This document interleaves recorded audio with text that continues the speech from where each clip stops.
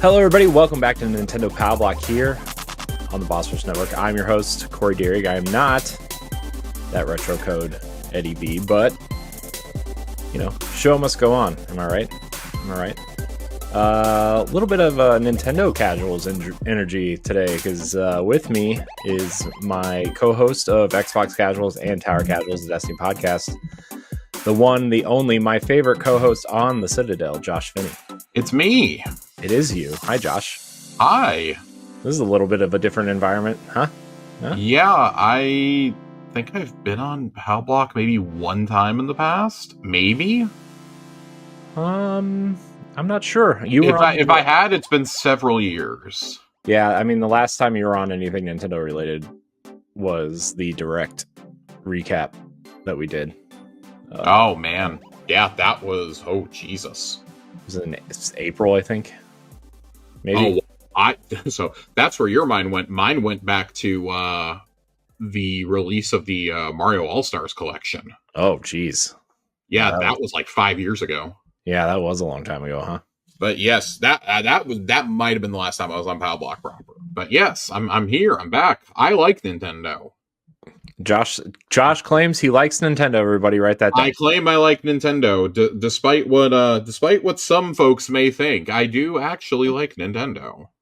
Yeah, I mean, we all have our gripes with. We do all have our gripes. To be fair, we have our gripes with Xbox also, and we do all. God, we do a show twice a month where you can hear all my gripes about Xbox.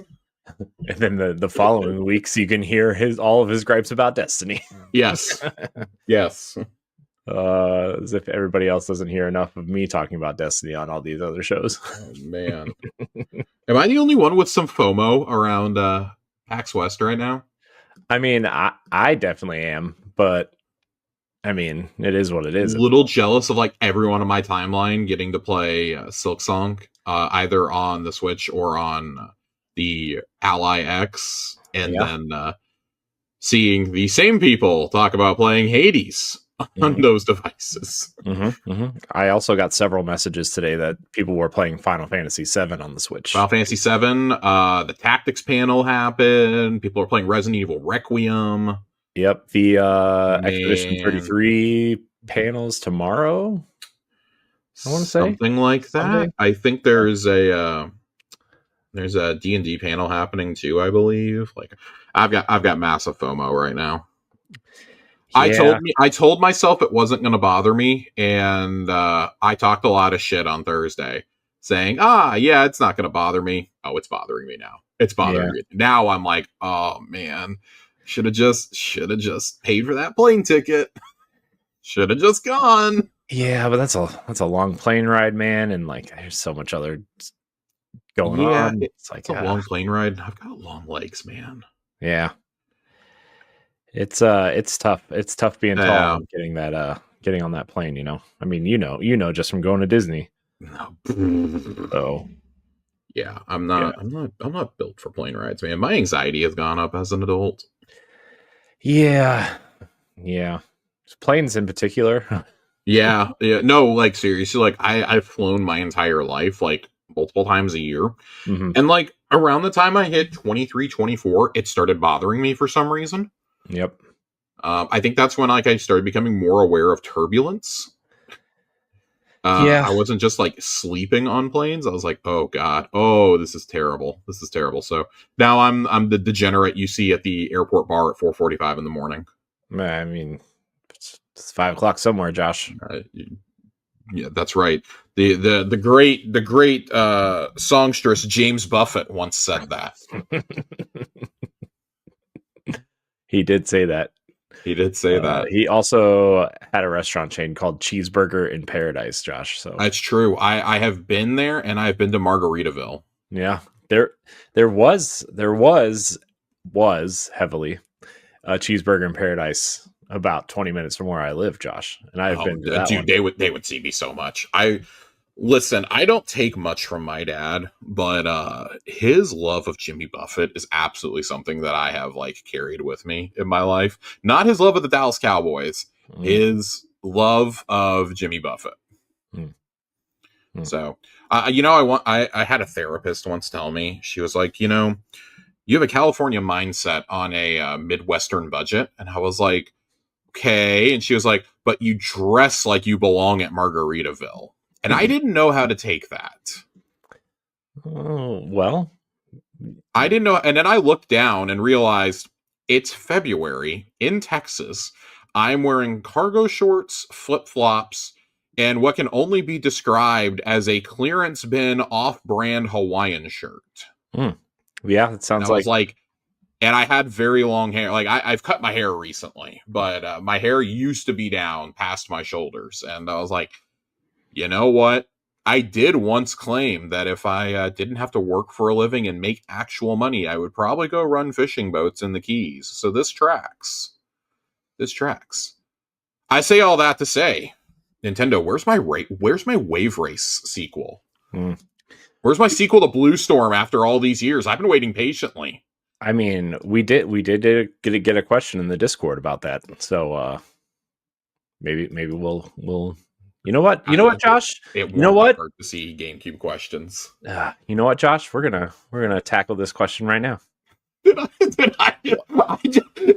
Before we started, Corey was like, all right, so the flow show's gonna be a little bit different than on our normal shows. And I was like, great, I've got it pulled up in front of me. We're not even 10 minutes in, and I've just like looked at it and crumpled it up and thrown it away. I mean, yeah, I mean, this is what happens when Ed's not here. Sorry, Ed. I mean, well, Ed's the show changes drastically when Ed's here also. So I don't even know why I write these up anymore. It's fair. I do it to Laurent too. Yeah, I mean, yeah. Yep. What Nintendo franchise do you want to see make a comeback on the Switch 2, Josh? Oh, sweet Jesus. I've got 3 and they're all GameCube. They're all GameCube adjacent. Shocking. Yeah, shocking. My favorite Nintendo console of all time, the Nintendo GameCube, just ahead of the Game Boy Advance. GameCube's great. Oh man, God, I've got 4 answers for this. I mean, so my honorable mention is Wave Race. As much I just joked about it, I have a soft spot for Wave Race just because I was the perfect age for Wave Race 64 and Blue Storm. Blue Storm, I remember when it came out with the GameCube, was like the best looking game I'd ever seen in my entire life. I mean, the water, man. The water physics were just amazing. Even if I was just doing like the tutorial island and driving around outside of it, I think it's still one of like 8 or 9 GameCube games I have in my closet. I have all the classics, right? I've got Metroid Prime, I've got Wind Waker, the greatest game of all time. I've got Mario Sunshine. I might still have Resident Evil 4 for the GameCube. I don't remember. I'm pretty sure my dad sold it. And then there's Wave Race 64. Or Blue Storm, excuse me. So yeah, I would love to see Wave Race come back.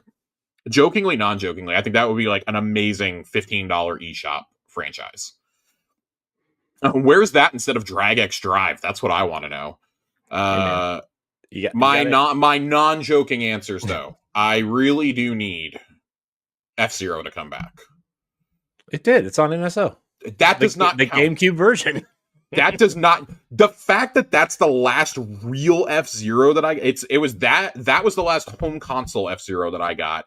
The last real F-Zero I got was GP Legend. Like a year later, we had like that 13 episode anime that went with it and was awesome. It was on Fox Kids. You got Kirby right back at you, and then you got F-Zero right afterwards. And it was a magical fall season for me in 2004. Magical. That was like private Josh's life. we were coming out of like a good Digimon season, the last good one. Like Yu-Gi-Oh was hitting its peak. We were in the Battle City finals, and then they did this to me, and this was cooler than everything else. And I haven't gotten. I've gotten F all since. You got F-Zero 99, Josh. I did like F-Zero 99, but it's not the same. I mean, that's fair. It's not the same. GX did something that I look back on and I did not appreciate enough as a 10-year-old child when that came out. And that is do a story mode, which is still one of the hardest things I've ever tried to play in a game, I think. That story mode is just bonkers. Give me that, but with like 50%. It was the Dark Souls of racing games. Souls of racing games. I was like looking up how to cheat in the Samurai Go-Ro race when I was like 10 years old. It's like the third race in the game, and I was getting my ass wiped. I mean, that's fair. Yeah. Ridiculous. So F-Zero is on that list. I gotta go with Custom Robo. I love Custom. I still have Custom Robo for the game. Not Chibi Robo. No, Custom Robo. the beloved Japanese mech battle simulator. Mm-hmm. I remember seeing. Dude, that box art is so. I can see the box art in my. I still have it. I swear to God, if it wasn't like it's stacked up in my closet, I would go get it right now. That is one of the fabled GameCube games I still have. I'll never forgive Game Informer for giving it like a 5.5 out of 10. I'll never forgive them for it, because that was, of all the games that me and my friends love to spend time on, that was one that we sunk so many hours into. It's a blast. I love it. I think I still have the one for 3DS sitting around here, for DS, despite not having owned a DS in 15, 16 years. I think I still have that singular game. Yeah. I mean, but I feel like we've advanced in game development and in technology enough. It's time. Yeah. It's time. Give me a new F-Zero. Like, have y'all seen how popular anime has become? Give me I've heard of this anime. Give me a 3D stylized, like, I don't know, give me like a mashup between like 3D anime, obviously like 3D animation, like Custom Robo is, and like the vibrancy of the colors and the action from something like Demon Slayer or like the latest Gundams. Like, give me something like that. I would take something stylized like Cyberpunk Edge Runners. I would take any multitude of things, as long as you slap the Custom Robo name on it. I don't care. You don't even have to give me a story. I don't care. Like, there is a story. I don't care about the story in these games. I'm here to build robots and, kick ass, and I'm all out of robots to build. Yes, you are. My number one, though. Where is Golden Sun? I have to know. I feel like Darth Vader when he gets put into the armor and is talking to Palpatine. When he asks where Padme is, where is Golden Sun? Is he all right? Is he safe? Every time I feel like we're about to. Where is Golden Sun? Is he all right? And I feel like Palpatine is like talking to me, and it's like Doug Bowser speaking to me, and he's like, it seems in your non-purchasing of games, you killed him. No. Yeah, y'all complain so much about the 3DS one that we're not giving you one again. Or the DS, 3DS, they all blend together for me. One of the dual screen handhelds got a Golden Sun, and we all complained about it, and they didn't give me another one.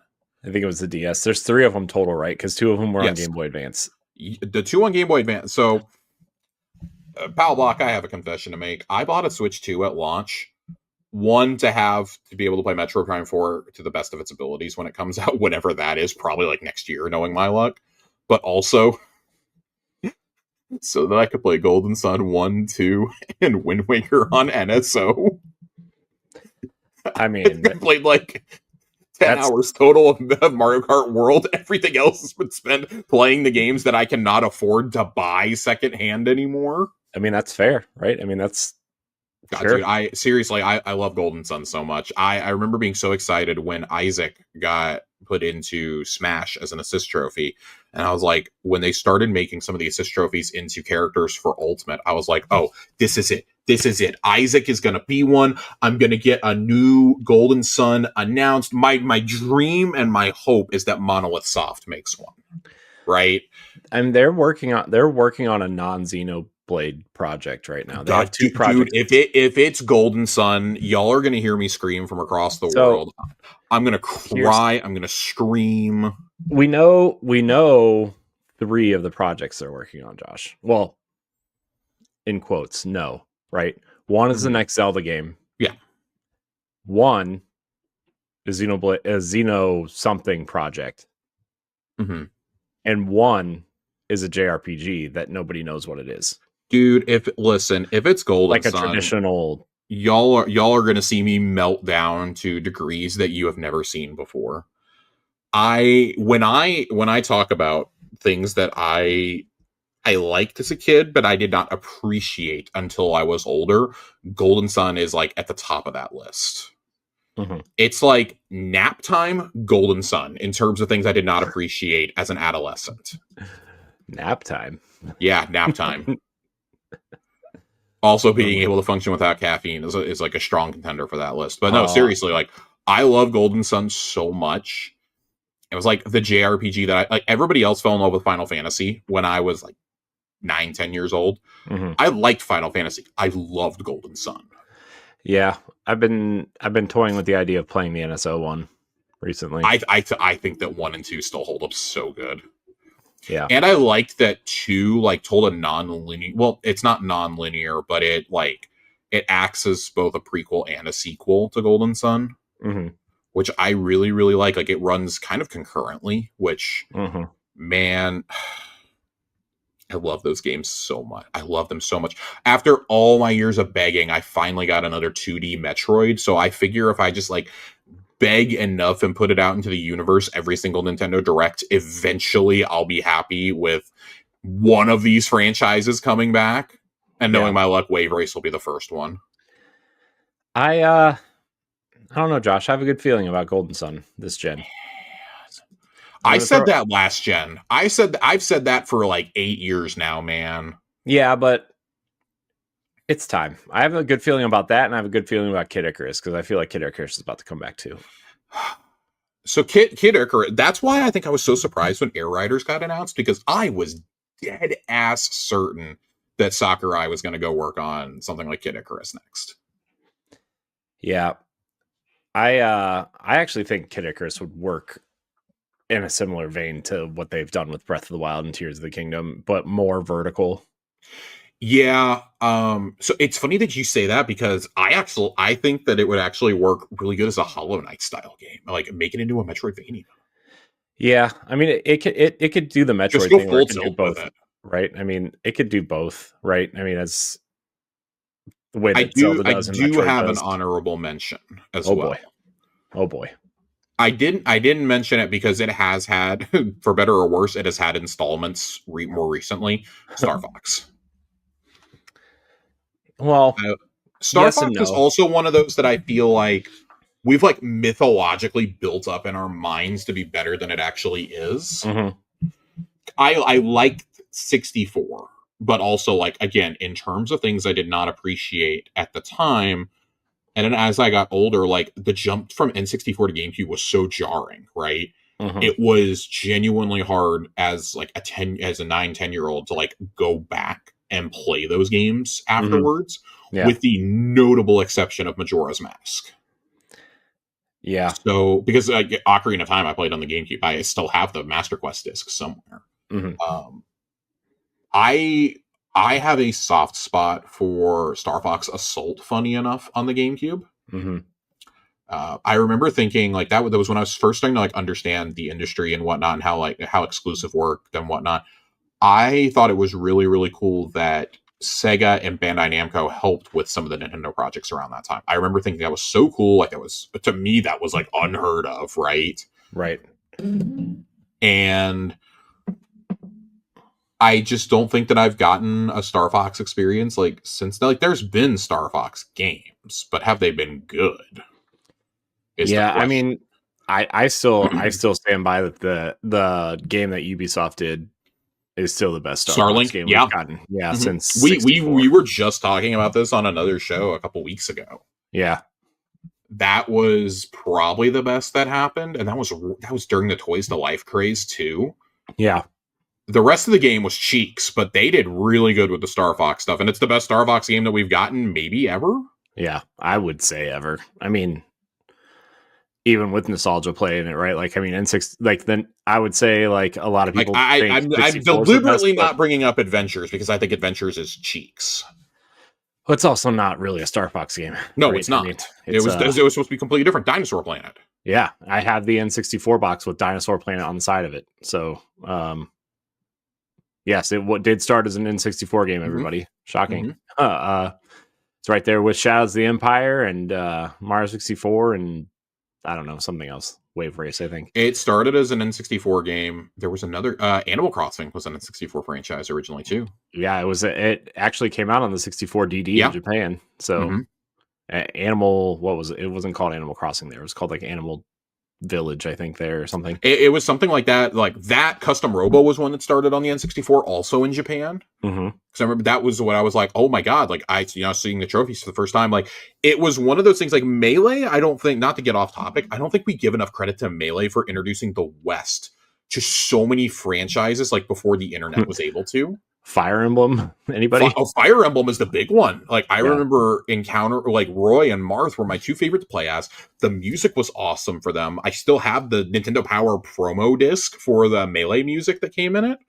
I swear I wore that CD out because I only listened to the Fire Emblem theme over and over and over again. And it was funny. They had to release Fire Emblem out of order in the West because they had to make sure they got the one that had like Roy in it out. Or Marth in it, excuse me. It was Marth because the Roy one didn't come out for years. Yeah, because they released first. That was Shadow Dragon. Shadow Dragon was the DS one that was a remake of the first one. So Sacred Stones, Burning something. There were two Game Boy Advance ones, and then what was it? Path of Radiance was the GameCube one with Ike in it. Yes. Roy was one, and then who was the other one? Marth. Marth. Yeah, I'm not thinking about Marth though. There's another character that they released. One of the GBA games was in it. It doesn't matter, I guess. But yeah, I mean, who knew who these characters were, right? I mean, nobody. We were like, oh, okay, more characters for Smash. Cool. But yeah, I mean, Fire Emblem was a big one. What was the other big one that was introduced through that? I mean, I think a lot of people got introduced to Metroid that way, right? I mean, a lot of people got it. Well, I would say the first Smash introduced a lot of people to Metroid because Samus was in it, and you're like, what? Yeah. NES. Yeah. Earthbound, because Earthbound was not something that was popular in the West, right? And like, I think it introduced a lot of people to the idea of Mother 3, right? Because and it's to the point that it's taken on just like this mythological, like, I don't know, idea amongst Western gamers. It's like it's that white whale that we're just constantly chasing and like won't get. Yeah. The minute they release that, you like, I know it probably won't be like this incredible like $5-6 million selling game. Or a 5-6 million copy selling game, but like that legitimately I think would just like break the Nintendo fan base in the most beautiful way. Right. If they just announced a localization of Mother 3. Right. I think that's why it's such a big deal that Nintendo, it's like, to me, it's a matter of time, right? Because Nintendo has shown a willingness to go back to older games and update them to bring them over. We've seen that with some of the NSO games. I just brought the original Fire Emblem game, Shadow Dragon and the Blade of Light, like the original version of that, not the 3DS version, the original version of that game was brought over to the Switch. It was like $5. I bought it, of course, because I'm me. Yeah. And just, oh man, if you're not used to playing games from the late 80s, oh boy. Yeah. Oh boy. You're in for a treat. You are in for an absolute treat. But that was such a treat dropping during COVID. Yeah. I loved it. Yep. So I'm looking at the roster right now. There's so much. Like Smash, like again, like not to get off on this tangent, Smash has done so much for like preserving game history that I don't think we quite appreciate. Yeah. Like there are entire audiences, I think, that especially when you get to like Smash Ultimate, if it's a kid playing Smash Ultimate who's like, who is Mega Man? Yeah. You know, like everybody knows Pac-Man, but like, when's the last time you got a good Pac-Man game, right? Little Mac. Little Mac is one I think of. Yeah. Like Little Mac, Captain Falcon, obviously, the further we get away from GX, the more, you know, Captain Falcon becomes relevant in something like that. Yeah. Yep. So I say all that to say that if Sakurai is going to give me characters like that, you know, bring in the Belmonts and things of that nature, I'm cool with it. just give me like a beloved franchise character for every Fire Emblem, or now I'm sure Kirby Air Rider's character you're going to put in the game. Yeah. Right. So. Yeah. Yeah. I mean, in terms of games from that era, man, I don't know if I could think of anything better. I know a lot of people wanted Paper Mario, right? And that came out. A lot of people want. I mean, I think a lot of people are still hoping for the Wind Waker and the Twilight Princess thing, one of those games to come out. But yeah, I mean, there's a lot of. I mean, Night Dive just came out last week and said they wanted to remaster Eternal Darkness. Who knows how? Ooh, God, man! So I go back and forth on this because I've also said I would do unspeakable things for Eternal Darkness. The original Silicon Knights team, like Silicon Knights as a studio, doesn't exist anymore. And that's a franchise because it was a hard M. I feel like Nintendo's just not going to touch it. Yeah. I don't know. Like I say that, and Famicom Detective Club was, a cult hit last year. So what do I know? Yeah. Plus, like you get a studio like Night Dive who can actually go in there and actually redo it in a way that makes sense, right? Like because they've done a good job with Turok and what was the one they just did? System Shock 1 remake was pretty good, and they just did that Hexen collection for Microsoft. So like, yeah, I think Night Dive does a pretty decent job in kind of preserving the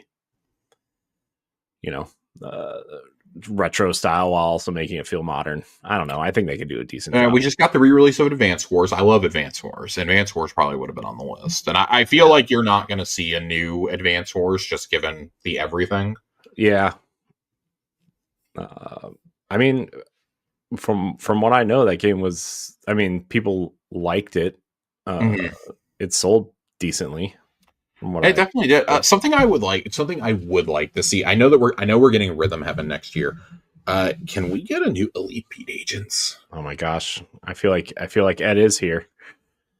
He loves Elite Beat. I'm a sucker for a good rhythm game, and I just feel like that would be, again, like a lot of these are like not a lot of these, but like Wave Race, Elite Beat Agents. These are games that I feel you could do a new installment for like $20 to gauge interest. Yeah. So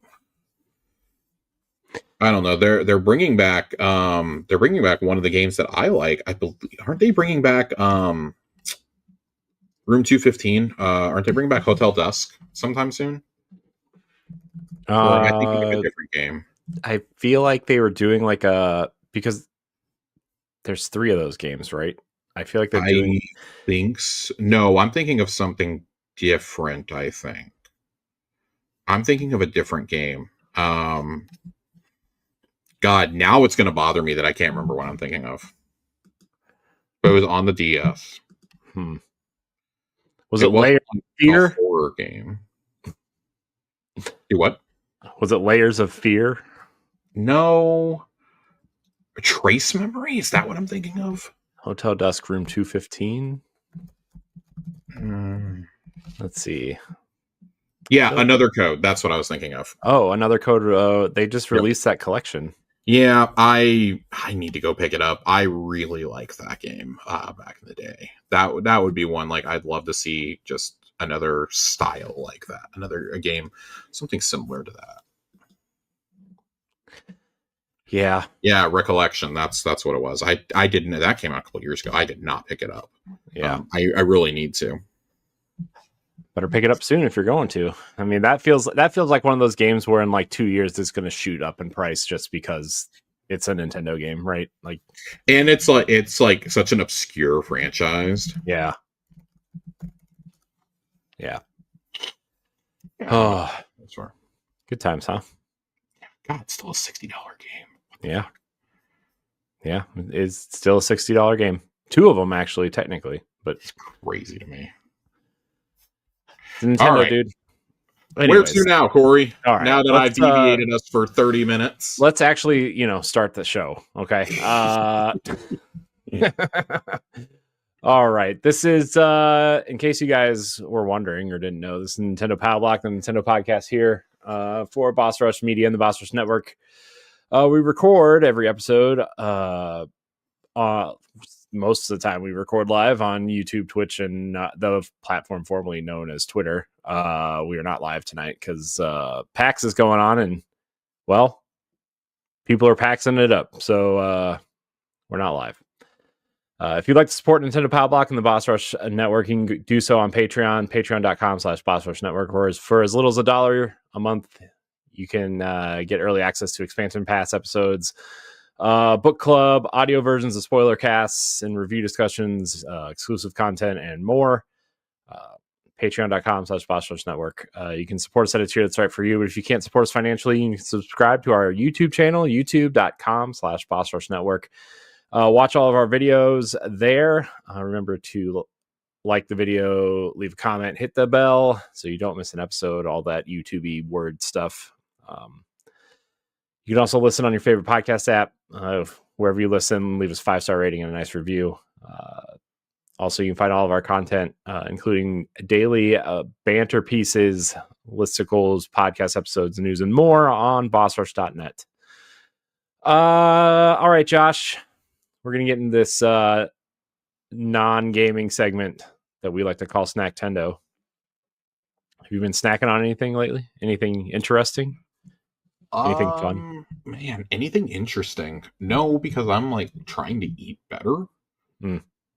I've been eating. I get a really bad sweet tooth at night, so I've been eating a lot of ice cream lately. But I've been like trying to find healthier alternatives to ice cream.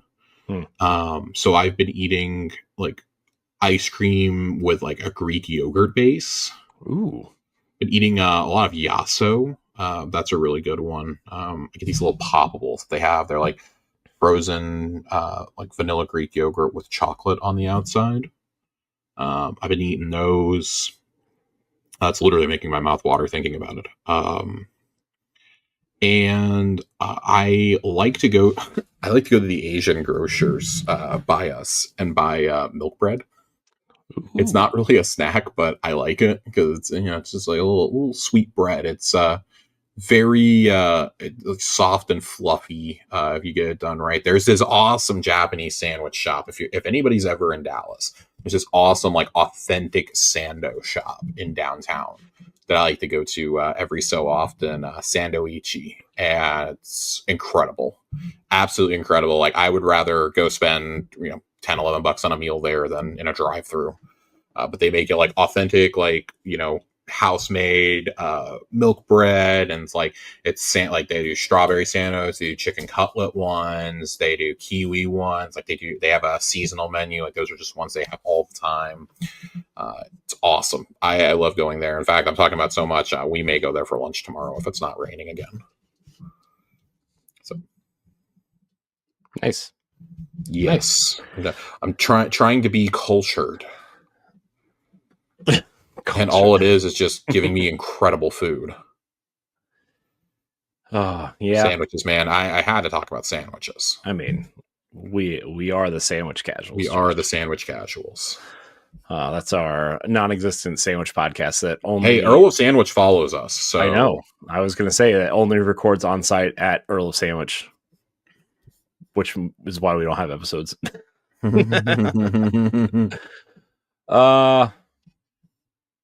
Let's see here. So like I told you before the recording, my wife made me interact with real humans today. We went to one of her friend's house for dinner.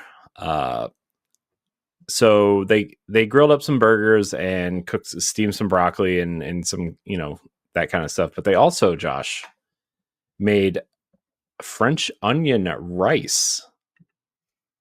French onion rice. Yeah. And let me tell you. Interesting. Let me tell you. I'm not a rice person. I really don't like rice except for like Spanish rice and, maybe some hibachi rice here and there, right? Yeah. But man, So they gave me the recipe. It is 1 cup of, or 1 can of French onion soup, 1 can of beef broth, white rice, and like a quarter of a stick of butter. And you mix it all together and stick it in the oven for 40 minutes. Dude, it was like one of the best things I've ever eaten. It was awesome. Yeah, I eat rice like 3 times a week, probably. I get these bowls of sticky rice that you just have to pop in the microwave from Costco, and I'll have like half of it with my dinner and throw the other half in with my leftovers for lunch.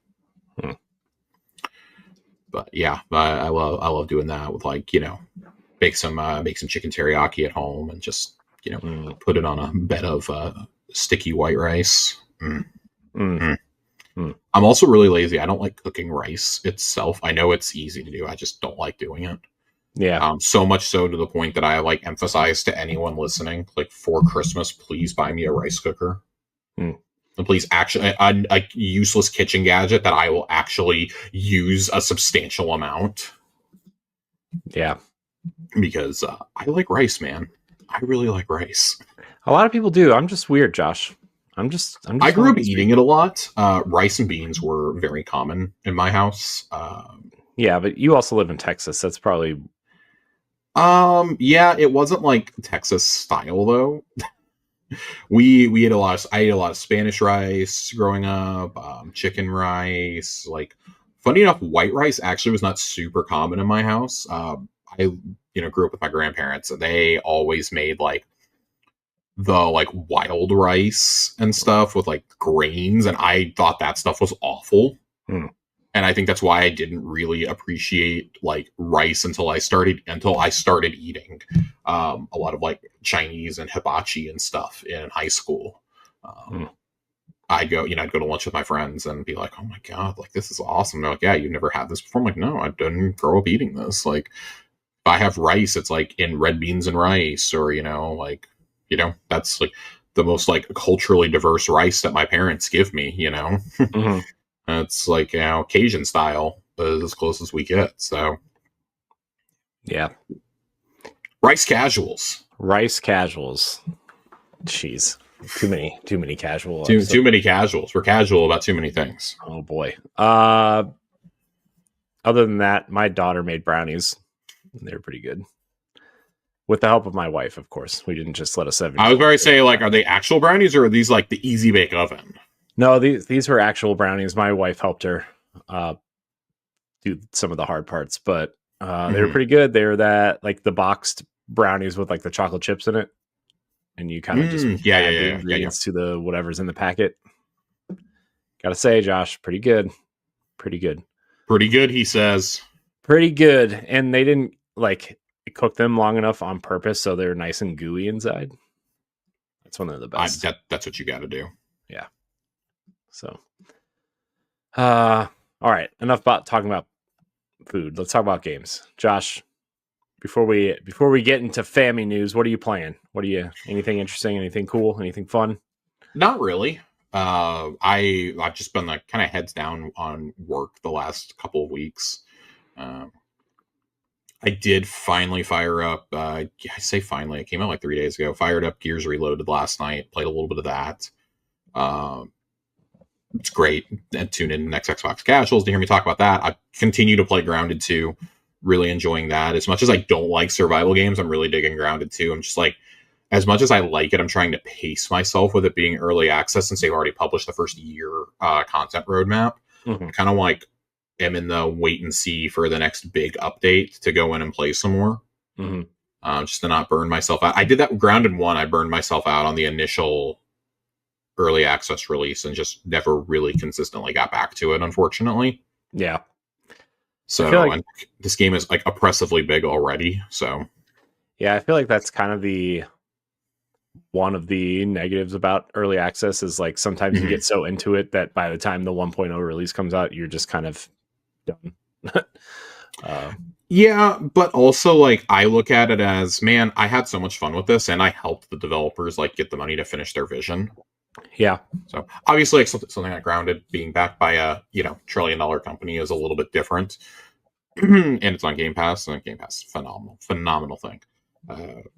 But mainly, I'm just kind of like in a holding pattern. This week's going to be a big week for games for me. Indiana Jones and the Great Circles DLC comes out, and a little under the radar game called Hollow Knight Silk Song is releasing this week. I don't know if you've ever heard of it, Corey. I've heard people speak of this game. I'm extremely excited. I'm not one of the like crazies online about this game, but I have been looking forward to it for quite a while. So I look forward to picking it up. It's the rare indie that is coming to Game Pass right away that I will probably just buy without it being on sale to support Team Cherry. Especially if GameStop's leaked price about this is true and it's only $19.99. I will absolutely pick this up. Yeah, it's listed on the. I think it's listed on the eShop at $19.99. Oh, okay. Part of me wants to hold out because they did do physical versions like pretty widely for the first Hollow Knight.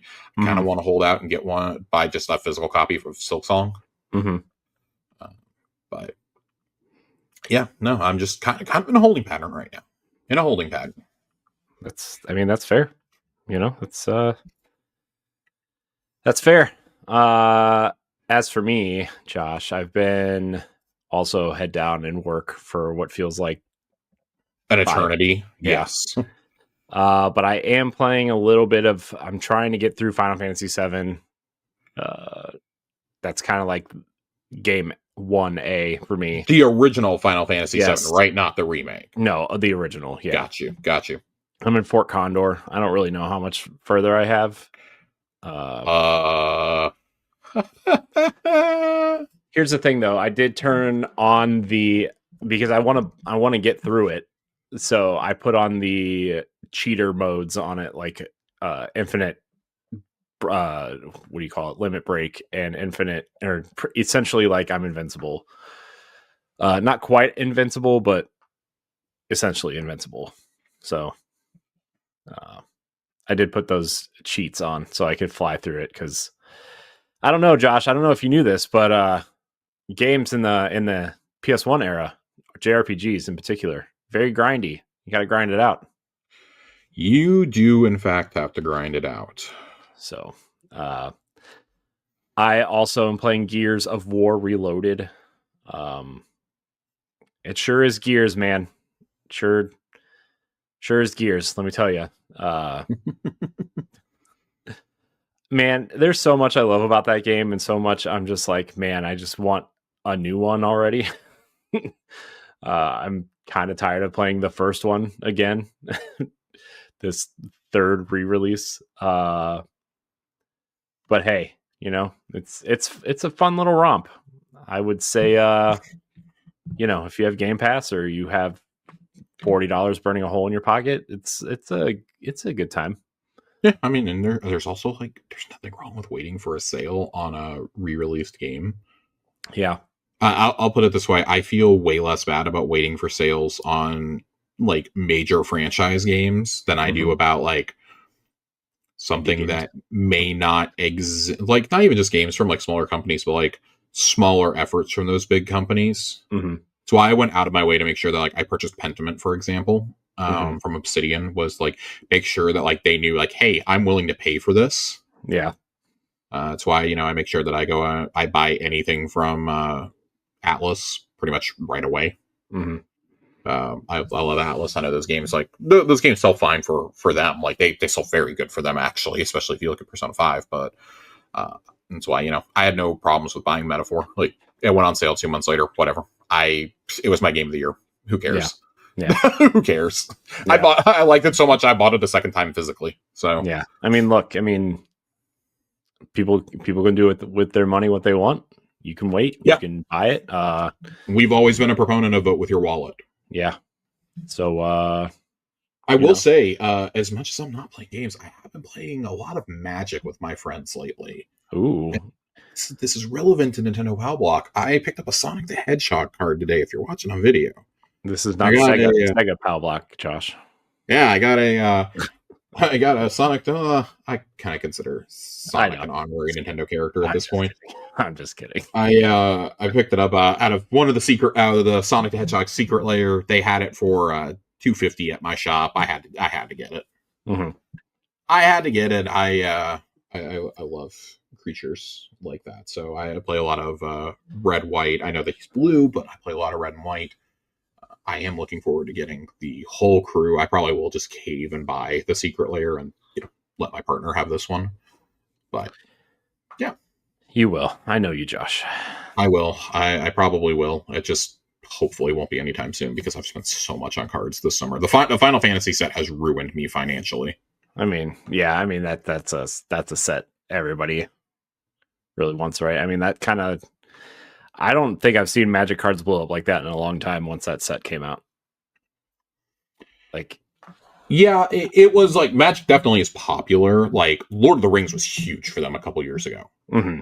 That was probably the last time that I thought that game was like huge, was when the Lord of the Rings. Lord of the Rings. So Lord of the Rings was the best selling set of all time for them, obviously, until Final Fantasy. Final Fantasy outsold it in pre-sales. But they did Final Fantasy, or they did Lord of the Rings, Warhammer. They did some Transformers cards were put into one of the sets. Mm. I have a Megatron, funny enough. I just picked up Megatron a couple weeks ago. They did some Jurassic World ones. They did some Godzilla ones. And then they started doing like actual full-on Universes Beyond sets. They did Assassin's Creed last year, which, depending on how you feel about Assassin's Creed, was either really cool or really stupid.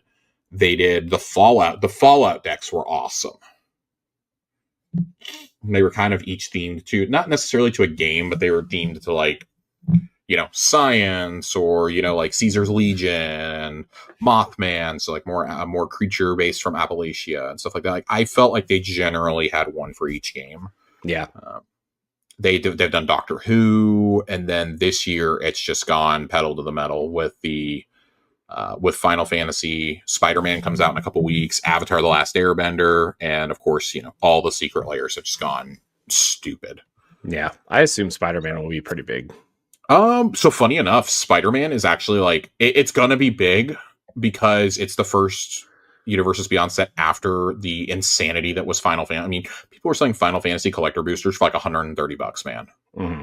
Like you're not going to make your value back on that unless you happen to pull a Chocobo, and the odds of that happening is slim to fucking none. Mm-hmm. So I do wonder what that's going to look like, especially like as someone who's like started to like dabble in the retro gaming market a tiny bit, trying to get some of the old collector's editions I never had as a kid.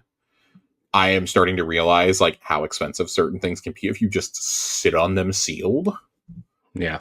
So I'm curious to see how that is. Every LGS around me is like bracing for impact with Avatar, though. That's the one they're scared of because that's one that fits Magic more traditionally than Spider-Man. And it's a set that is clearly aimed at everyone. Like there are a lot of products to get kids and families into playing that are coming out with it. Mm-hmm.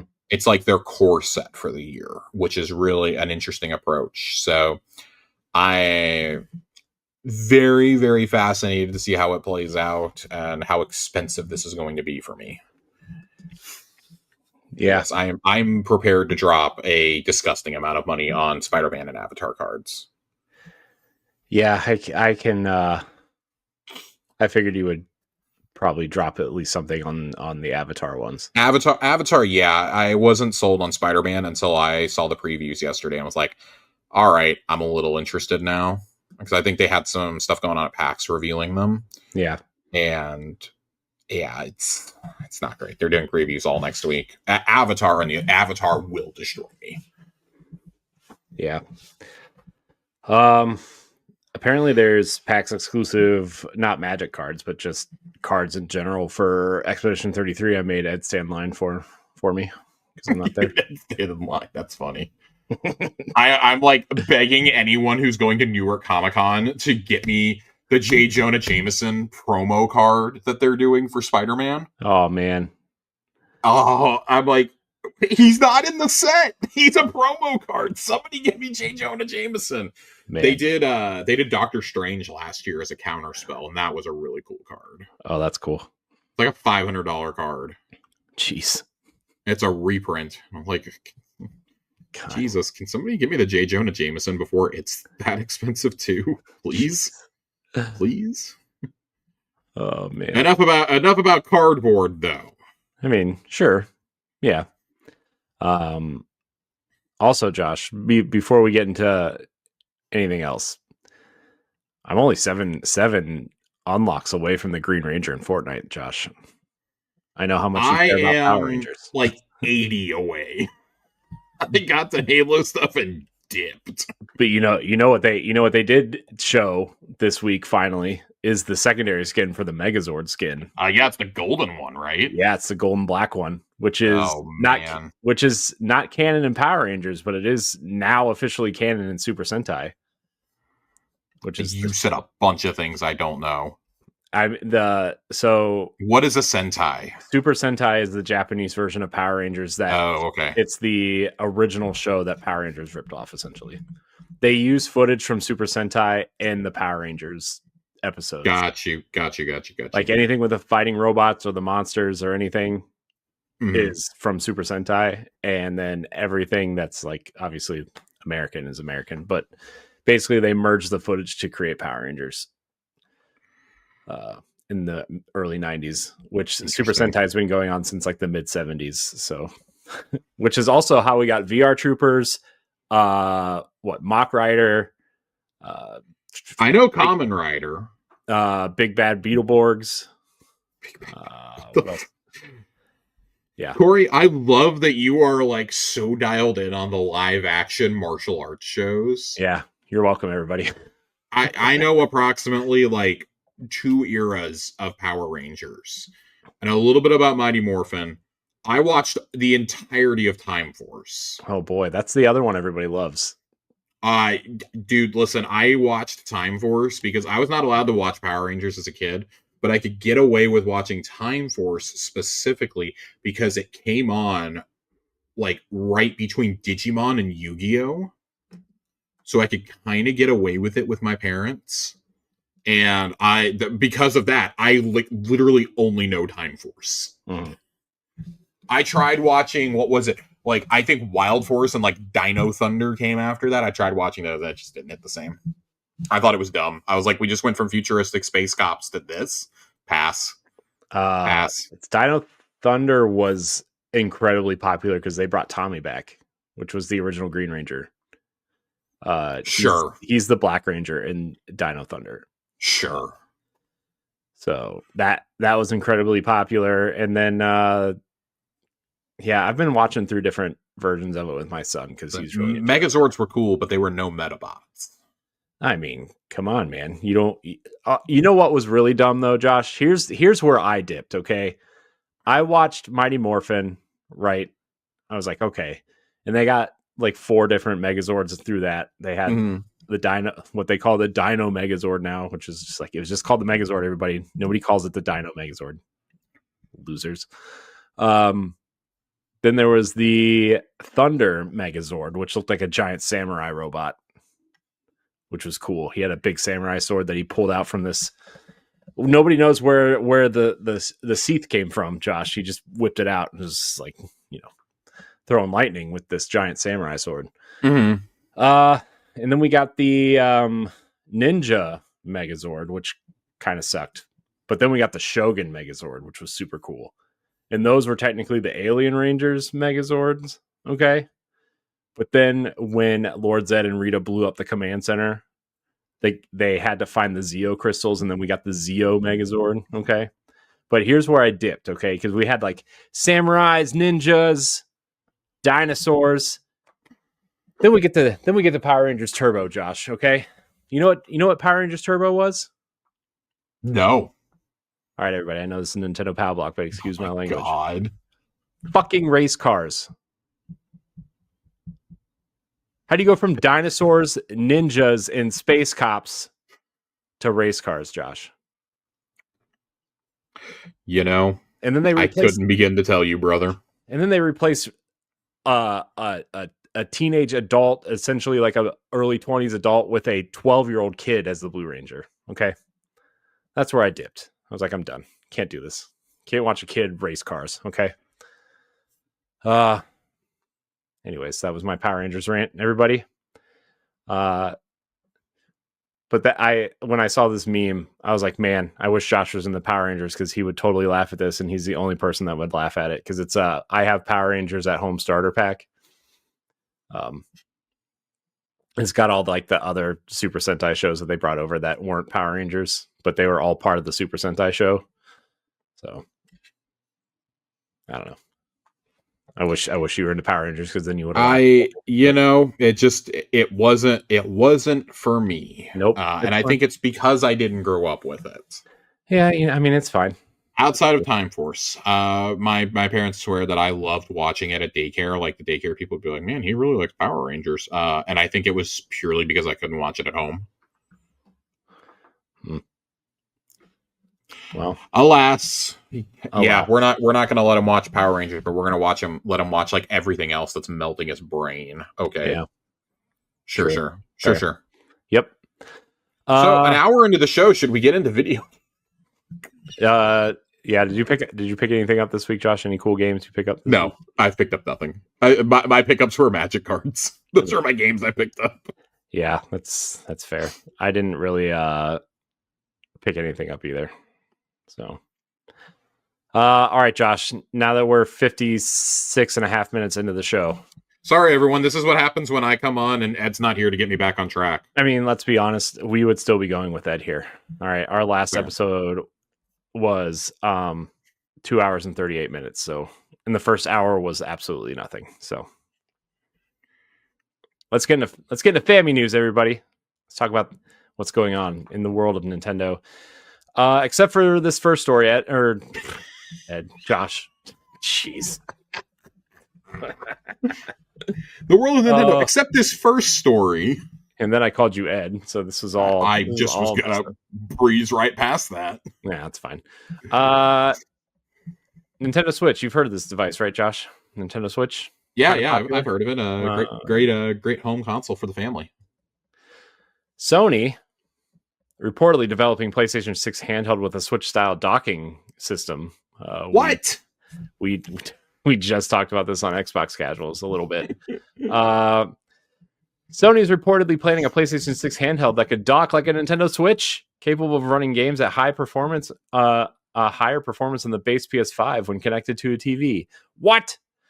According to leaks from Moore's Law is Dead, the handheld will feature an AMD APU with 4 Zen 6C cores, a 16 CU RDNA 5 GPU, and expected to retail for about $500 with a late 2027 launch. The device could release alongside a traditional PS6 home console, making Sony's first native gaming handheld since the Vita in 2011, followed by the Portal accessory in 2023. Josh, we talked a little bit about this because obviously on Xbox Casuals, we've been talking about the ROG Xbox Ally. How would you feel about a Sony device that's actually a PlayStation? I mean, listen, if they do something that is an answer to the Switch 2 and it can actually run PlayStation games like suitably, then I would get it. But Sony has really gone into this, not niche, but they've really gone into this mode over the last decade of, we want our games to be the best looking first party games out there. We want to maximize the tech specs in our system. We want our system to be the highest end thing. Like, I mean, the PS5 Pro just came out and it's $750 now after the price increase. I find it extremely unlikely that this thing is going to be $500. I find that that is the most unbelievable. Like none of the tech specs like actually surprise me that much. Like, yeah, in 2 years, I could see that being something. I don't see a device like that costing $500 though. So Sony would have to eat so much of the cost. I just don't think they're going to be willing to do that. Nobody knows what the economic impacts are going to be by that point either. Like, I don't see that being a feasible solution. I know that the low end Ally X right now is $550. Mm-hmm. That's kind of what I'm going off of. This would be something that would be more targeting the higher end Ally X. And I know that like over time components become cheaper and whatnot, but the other part of this that I find really hard to believe is that Sony is gonna like take a 3 SKU approach, which is something else that Moore has been saying. That there's going to be the premium home console, right? Mm-hmm. There's going to be the Switch style system, and then there's going to be a dedicated only handheld system. That's the one I could see costing $500. The handheld only. Yeah. But I don't know how you do this when games are getting more and more expensive.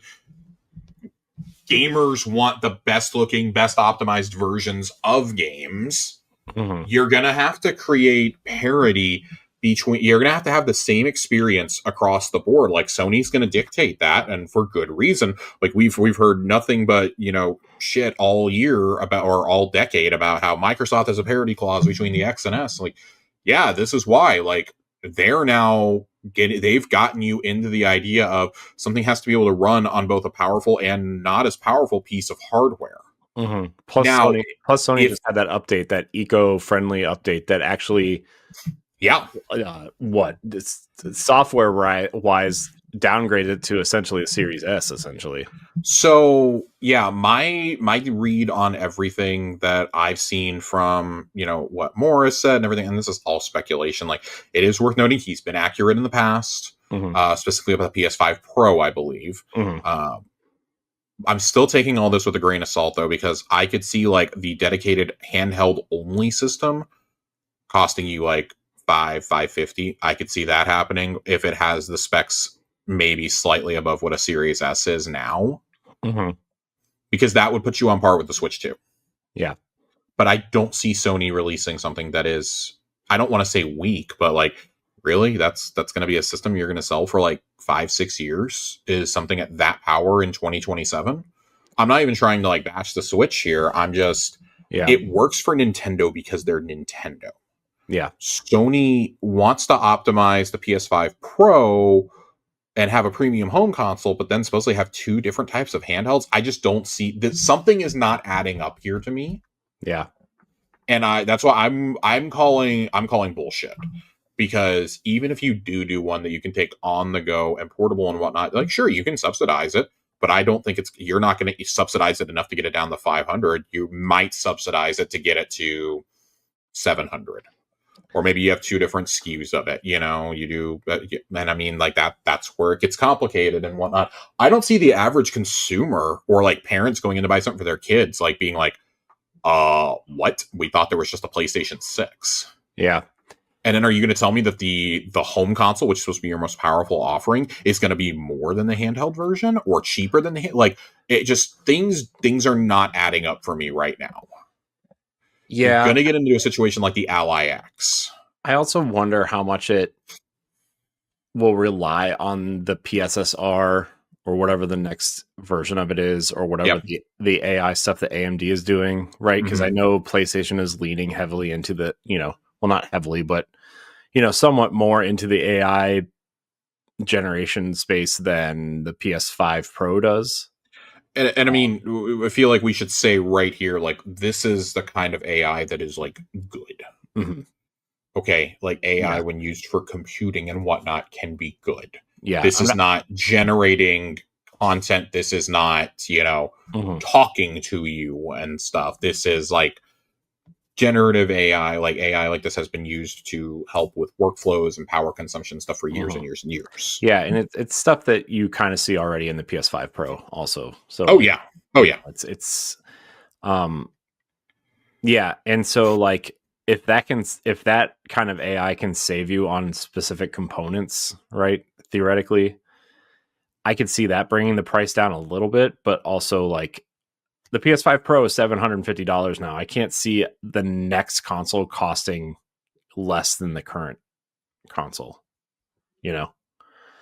That's the other thing. Like, you're going to tell me this is going to be $250 less than what the PS5 Pro is right now? Okay, bro. Okay. Yeah. Okay. Like, the pricing is that's the thing that's just making me call bull on this, and I'll happily eat my words in 2 years. Yeah, and admittedly, Moore's Law is Dead is a tech company. They're not a gaming Sure, company, and right? that's And so, fine. And like I said, like they have been accurate in the past. yeah, and I was listening to the Broken Silicon podcast where he was talking about this, and like I think they're basing the price, how much the console could possibly be based on the components and how much they cost now versus how much they'll cost then, not based on Sony's traditional pricing structure. So I think maybe that plays a part in why this says $500 also, but you know, I don't consume enough Moore's Law is Dead's content to know exactly how to track how they're thinking, right? I don't know. It's interesting. I think just from an ecosystem standpoint, I think this is probably the smart thing for PlayStation to do, which we know that Xbox is not exactly doing this, at least at the moment, right? With the ROG Ally X and the PC handheld space. But I think Nintendo could be challenged in this space if this thing is real and this is what's in it. Because like you said, people want the most powerful, most especially the hardcore want that. You know, I mean, we're going to be talking later about frame rates and stuff and how some third-party games are already struggling, which there's reasons why, but we'll talk about it then. People don't want to struggle with that, right? Hardcore gamers don't want to struggle with that. For the average gamer, it's fine, but you know, the people who are going to buy this thing, I would even say like average gamers are more aware of it than they ever have been, partially because of online discourse, but also like when we're so quick to freak out whenever there is, with good reason, whenever there is like performance issues and whatnot. Like I was talking about this on Xbox Casuals, but just as an example, I was playing the Battlefield 6 beta a couple weekends ago, and it was to a point where if an explosion happened near me, I had to brace for my console to shut off. That was a real thing that was happening. It was shutting my console off because there was such a big bug in the beta build itself. Yeah. And it, to my knowledge, has not been addressed by DICE at all. Yeah. Like, things like that are insane. Like, when I look at a device like this and I see these kinds of specs, I think to myself, okay, maybe they're trying to target the on-the-go gamer. Like, this would be a way to help them get their foothold back in Japan, but it's not going to do you any good if the performance isn't there. And then how do you justify selling this big premium system and this and that? Like, I think a lot of gamers, especially as we go forward, are really going to be shifting. If they want that premium experience, are not going to be buying a console. They're going to be shifting to PC. So from that end, I could see this being a good companion device. If you don't want to wait to play those PlayStation games, like whenever they come, you know, it seems like really only the multiplayer games are going to come to PC day one for right now. I think that's going to also have to change. And if that changes, I think Sony also knows, like, if that changes, this is kind of them trying to future-proof themselves. And be like, well, if you want the premium versions of a game, you know, probably after the next generation, probably the PlayStation 6, if you want a premium version of the game, you want the best performance, go build a PC. Otherwise, we're going to do these like hybrid, you know, consoles. People are, you know, how many people in their 20s and 30s are having to move back in with their parents because of the economy, right? Yeah. I think that this is keeping that in mind. It's keeping their European and Japanese audiences in mind. That's the big thing for me is like, I mean, the Switch 2 is killing in Japan and PS5 is not selling anything because it's not captivating the audience. They can't take it with them, right? I think this handheld device is trying to get back into the home market and try to at least be competitive. It's that and like Japanese homes, you know, again, we had a really long discussion about this, so I don't want to retread like old territory, but like in Japan, your living space is like a third of what you have in the typical American home. Like my 2-bedroom apartment is the size of like the average Japanese home. Yeah. So how are you expecting to have that? And like, that means like, you know, oh, kids can go play this in their room and this and that. Like, you can take it on the train and you can take it to the office. You can do things like that. And we've hit a plateau in terms of graphics and graphical power, I feel. Making games that can run on things like the Ally X, the Switch 2, etc., I think you're going to see more and more like, and I really do think that that's what the Series S kind of forced companies to do is, well, you just don't automatically go for the biggest one. No, you got to remember there's ones behind. And I think that is benefiting the Switch 2 because the Switch 2 and the Series S have very similar specs, similar specs. Yeah. And so if something runs well on my Series S, I'm kind of assuming, well, I'll probably get a somewhat comparable version of that when docked with my Switch 2. Yeah. That's the biggest change I think the Switch 2 did was having that extra firepower with the dock this time. Yeah. And not just, oh, we're going to upres from 720 to 1080. Like, no, there's like an actual fan built into this and stuff. Yep. So I do like that aspect of it. And I think that's, and obviously we'll hit that in a future story. But yeah, that's, if I look at something like that, I could see this being a thing. And, hey, maybe components are just cheaper by then. Whatever. I think trying to predict anything 2 years out is fool's gold. Look at what we tried to do with the original Series X and Series S announcements, right? Like we were trying for 2 years to track down these rumors and everything else. Nobody could have guessed how that was going to go. And like also a couple years ago, like when the FTC leaked the Xbox quote unquote roadmap, that circular Xbox Series X Pro or whatever it was, and the controller with like the white top and the black bottom, like being that controller with the haptics in it. And I don't know, man, there's a lot that never came to fruition. And I mean, like, roadmaps change, things change. That's the most important thing. Like, look how long we were waiting for the Switch 2. I know. I had developers at PAX East in March saying that they were supposed to have dev kits for the Switch 2 already. Well, does that lead us into our next story then? Yeah, I mean, let's just jump right into it. Developers are reportedly struggling to obtain Switch 2 development kits, unless you're that weird campfire game that they showed off. With some being told to release their games on the original Switch and they can rely on backwards compatibility instead. That's gross. Yeah. Digital Foundry hosts noted that this has led to very few third-party Switch 2 specific editions post-launch, despite developers' interest in supporting the new hardware. The situation has created confusion as some indie studios have received kits while larger developers have not, slowing the adoption of true Switch 2 editions. I also heard that Digital Extremes, the developer behind Warframe, has been begging Nintendo for a Switch 2 dev kit because they want to get Warframe on the Switch 2 and they can't. I just don't understand. This should have been the biggest, easiest PR layup in Nintendo history. Yeah. With how long you took to release this thing. Everything around the Switch 2 launch has just been baffling to me. It's a weird one. It's weird. It's a very weird one. No dev kits, no software. Like, the only thing that's keeping us from putting this in Series X conversations is the fact that you had Mario Kart World and not Gears Tactics as your sole launch title. I mean, Gears Tactics, Josh. It's a gem of a game. I love Gears Tactics, but as your sole launch game, like, there's a difference when it's Mario Kart World. Like, but even that, I feel like I would have felt better about this launch if Donkey Kong Bonanza had been their day one. Yeah. That coming out like 6-7 weeks later is just baffling to me. Why not just hold the console until Bonanza is done then? You could have had a launch that had those two games, the Welcome Tour, which should have been a pack-in, and Drag X Drive, and I think we all would have gone like, oh, okay, that was a fine launch. That was fine. Yeah. Cool. I'm just it would have. You could maybe put the Kirby or the Mario Party DLC out at the same time. Like, you could have had a nice packed up launch and still had enough for the rest of the year. And instead, there's almost no third party games. There's very few outside of like Street Fighter.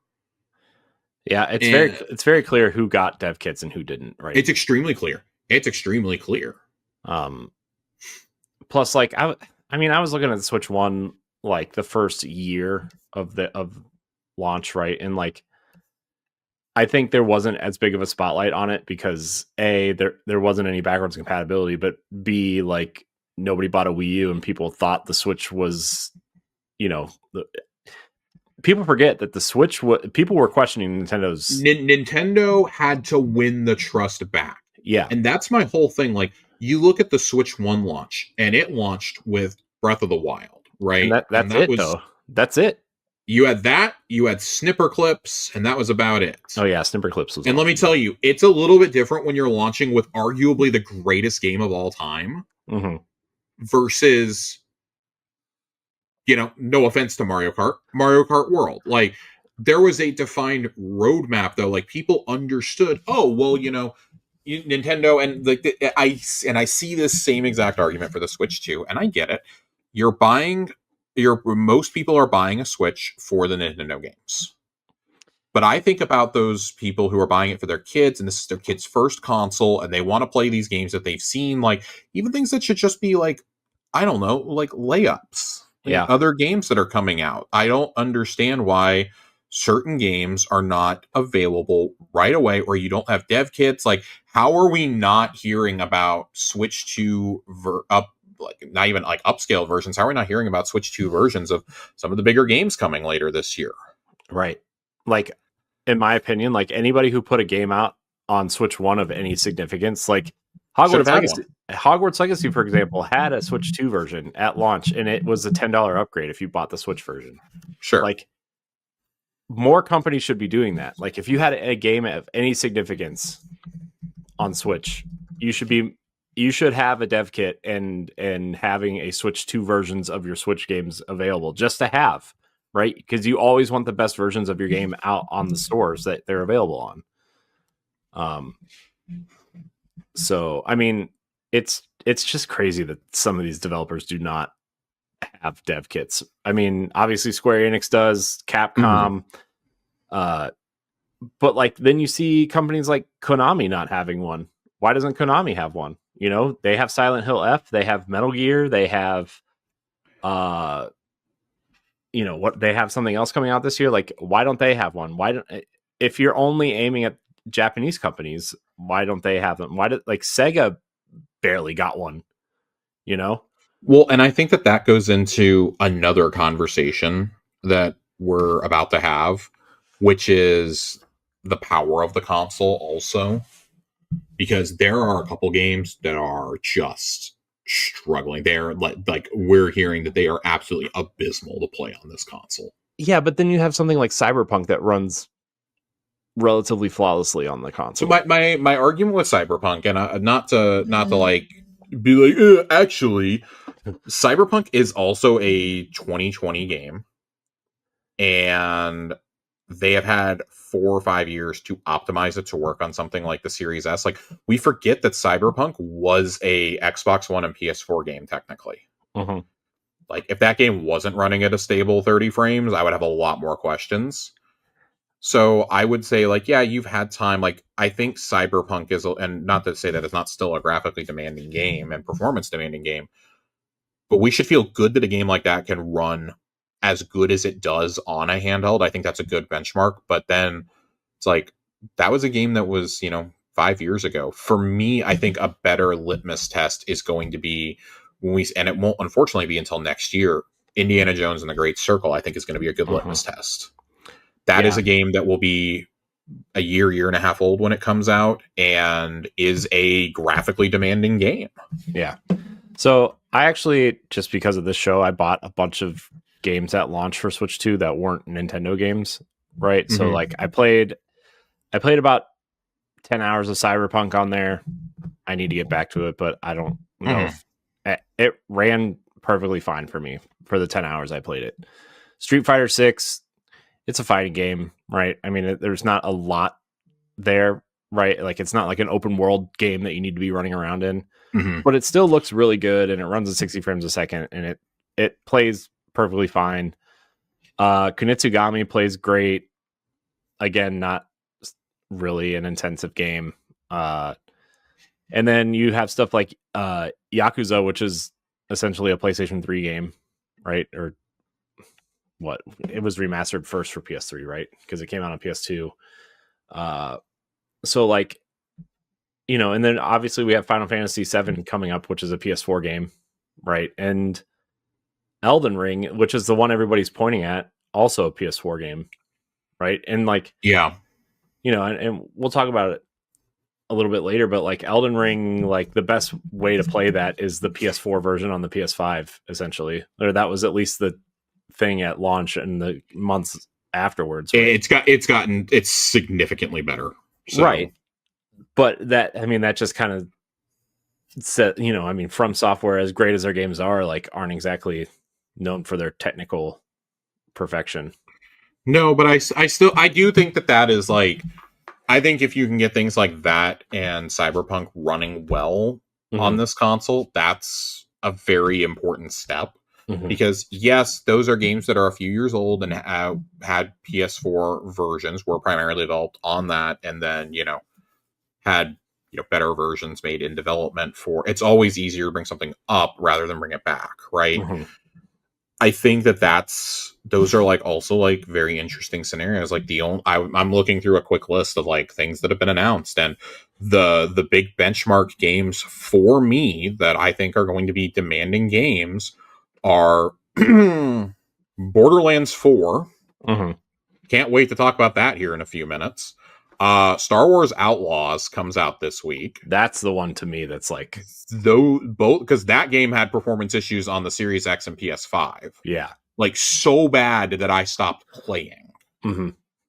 Those two, 007 and Indiana Jones. Like, so you got 4 games I think that are really gonna help establish what can this console do. And it's good that these bigger publishers, with the exception of IO, are willing to take the hit here and take one for the team to figure out what works and what doesn't. What is the benchmark on this console? Because it's not just, can it perform well on the console?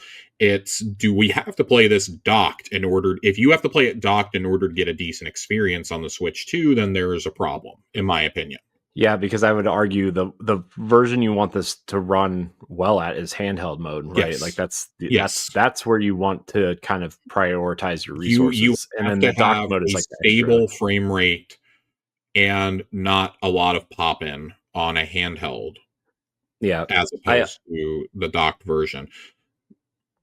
I also want to mention too, like, we talked a little bit about this on Xbox Casuals as well, but like, the Switch 2 is not built on the x86 architecture. It's built on a custom mobile mixed with ARM tech, which is also, it's essentially like, you look at games, like developers trying to develop games for Mac and they run like garbage, right? It's kind of, I don't want to say it's the same thing, but it's like a similar idea, right? Where like, it's not the architecture you're used to developing for across PC and the other two platforms that, like, it's going to be a challenge for some, especially if you don't develop for ARM all that much.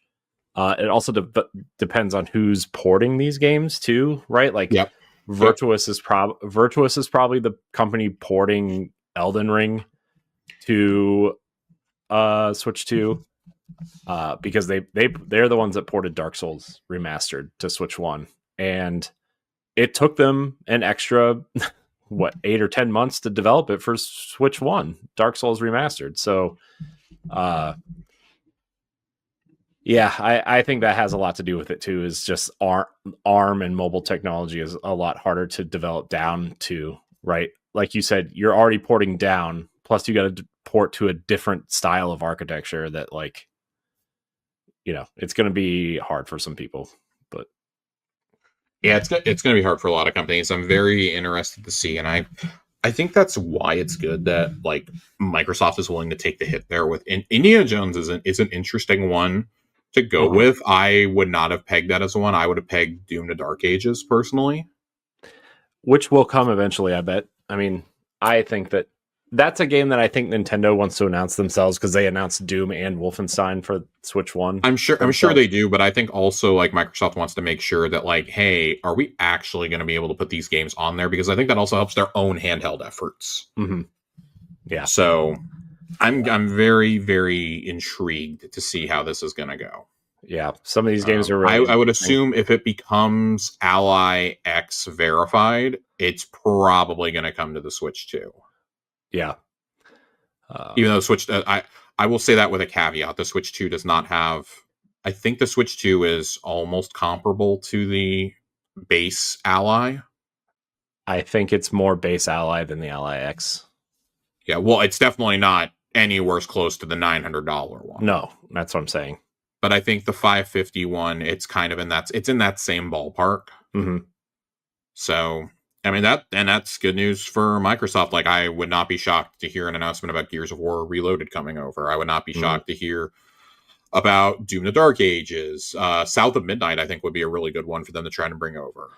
Towerborn would be a good, like, that's not a graphically intensive game. You know what I'm saying? Grounded 2 will come eventually. Grounded 1 was a huge hit on Switch. Yeah. I mean, Nate the Hate claims that Starfield is coming to Switch too. But that and it's funny because like Nate actually has like a pretty good track record. I know, especially recently. I find that one a little hard to believe, but I also believe that like Microsoft wants to get these on as many consoles as possible. I think they're probably looking at how Bethesda brought Skyrim over and, like you said, Doom and things like that, going like, oh, well, they can do this like without thinking. That did not have a Xbox One version. Series S version, I do not remember playing it on the Series S. My partner played it on the Series S, and I would need to ask her how that went. But I had enough problems on the Series X with that. I be prepared to play PowerPoint Simulator 2026. Yeah. Plus, and I think it's okay for us also to admit that some of these consoles cannot handle some of these games. The problem is when you just put out a console and you're starting to hit these roadblocks already. That's the problem. That was always our problem with the Switch, and we all rationalized it like, well, you know, you're buying this because, you know, you're mainly wanting it for Nintendo games. Yeah. And I still think that's true, but I think of like, for me, I think anything like something that's like rated T and below probably should run like pretty decently, because you're that's a family console. That's something that kids are going to be playing like a lot. So many kids got the Switch as their first console ever, especially the Switch Lite. That's going to repeat with the Switch 2 once people understand that there's a difference. But I've seen this comment from a lot of folks, like, why should I need to go out and buy a Switch 2? There's nothing for me to go get. Like, they're not interested. Maybe they're interested in Mario Kart, but they're not interested in Donkey Kong, you know? That yes, there are people that are not interested in a Game of the Year nominee. And they're like, Metroid doesn't really do anything for me. Like, yeah, Pokemon I can still play on the Switch 1. Even Metroid you'll be able to play on the Switch 1 if you were interested in that. Like, they're kind of waiting for like the next Animal Crossing at this point, or like the next mainline Pokemon that's going to force them to upgrade. Yeah, and I heard a interesting thing. I was listening to Jeff Gerstmann talk about it, and he said he's heard from some developers that Nintendo is kind of like soft launching the Switch 2 this year, like essentially just getting the console out there and trying to get the word out about it, obviously. But then like they're just going to make a huge push for this console next year with a bunch of support from third party and first party development, which is like, okay, but then why are you launching the console this year? You know, like, yeah, I guess they have the benefit of the doubt because they're Nintendo and the Switch is popular, but like, I don't know. Even though this console has been delayed for so long, it also feels like it was rushed out, and there's not. Yeah, just this whole launch has just been really weird, and I don't love it. Yeah, we had the delay of the pre-orders, we had the pricing delays. You know, we weren't hearing any of that. Like, that's obviously not Nintendo's fault, but it's just been like a perfect storm. The raising of the price on the Switch 1 also does not inspire confidence. That worries me for how this is going to be perceived like post-holiday, when the price hike is almost assuredly coming on January 2nd or something. Yeah, I definitely think that's coming, and I think they'd raise the price on Switch 1 for two reasons. Obviously, the tariff stuff, you know, they couldn't raise the price on the Switch 2 because people who have been paying attention already know that they kind of already adjusted the price for the tariff stuff, right? Doug Bowser came out and said as much. Yeah. So like, you can't raise it again when you already... We've long thought that this was supposed to launch at like $400. Yeah, which I think is what they wanted, right? A $399. That made a lot of sense. I think packaging the world's most expensive game in with the console also for those launch bundles really helped the PR also. Oh yeah. Like, yeah. I mean, I was one of those who was like, well, I was just going to buy the console and skip Mario Kart. But if you're going to throw it in there for me paying $50 more instead of $80, sure, I'll do it. Yeah. So, Yeah, and I think they're being smart by packaging Pokemon in later on this year. For that being the holiday bundle is big. Yeah, for me. Yeah, especially with what they've shown off for it, right? Like it definitely seems like a more advanced version of Arceus, right? Like a more fleshed out. To me, that's kind of how you counteract a lot of the tariff bull is just do bundles. Like you still get your money. I know you're losing that software sale potentially on Mario Kart or Pokemon or whatever they buy, but listen, you're gonna sell so many copies of Mario Kart over the lifetime of this console. Mario Kart and Pokemon specifically are like two of their biggest games. I'm not worried about it. I would not, from like a financial perspective, I'm not shedding any tears over Nintendo making that decision to include one of those with the console for like as long as this takes to resolve. Yeah, especially because like Legends is specifically as a spinoff of the mainline game. So like if you're into Pokemon, you're going to get this bundle and then you'll buy like everyone that I've talked to who has like been hands-on with this, where has seen like something more than like the Pokemon Direct that we've gotten, has been like, yeah, no, this is like, I liked the first one, but this is a step up. Yeah, I've heard that. So too. Like a massive step up. So I'm actually getting kind of excited for it. Yeah. In a way I haven't been excited for a Pokemon game in a very long time. Yeah. So yeah, let's so I was going to save these questions for later, but we're already having this conversation. Sure.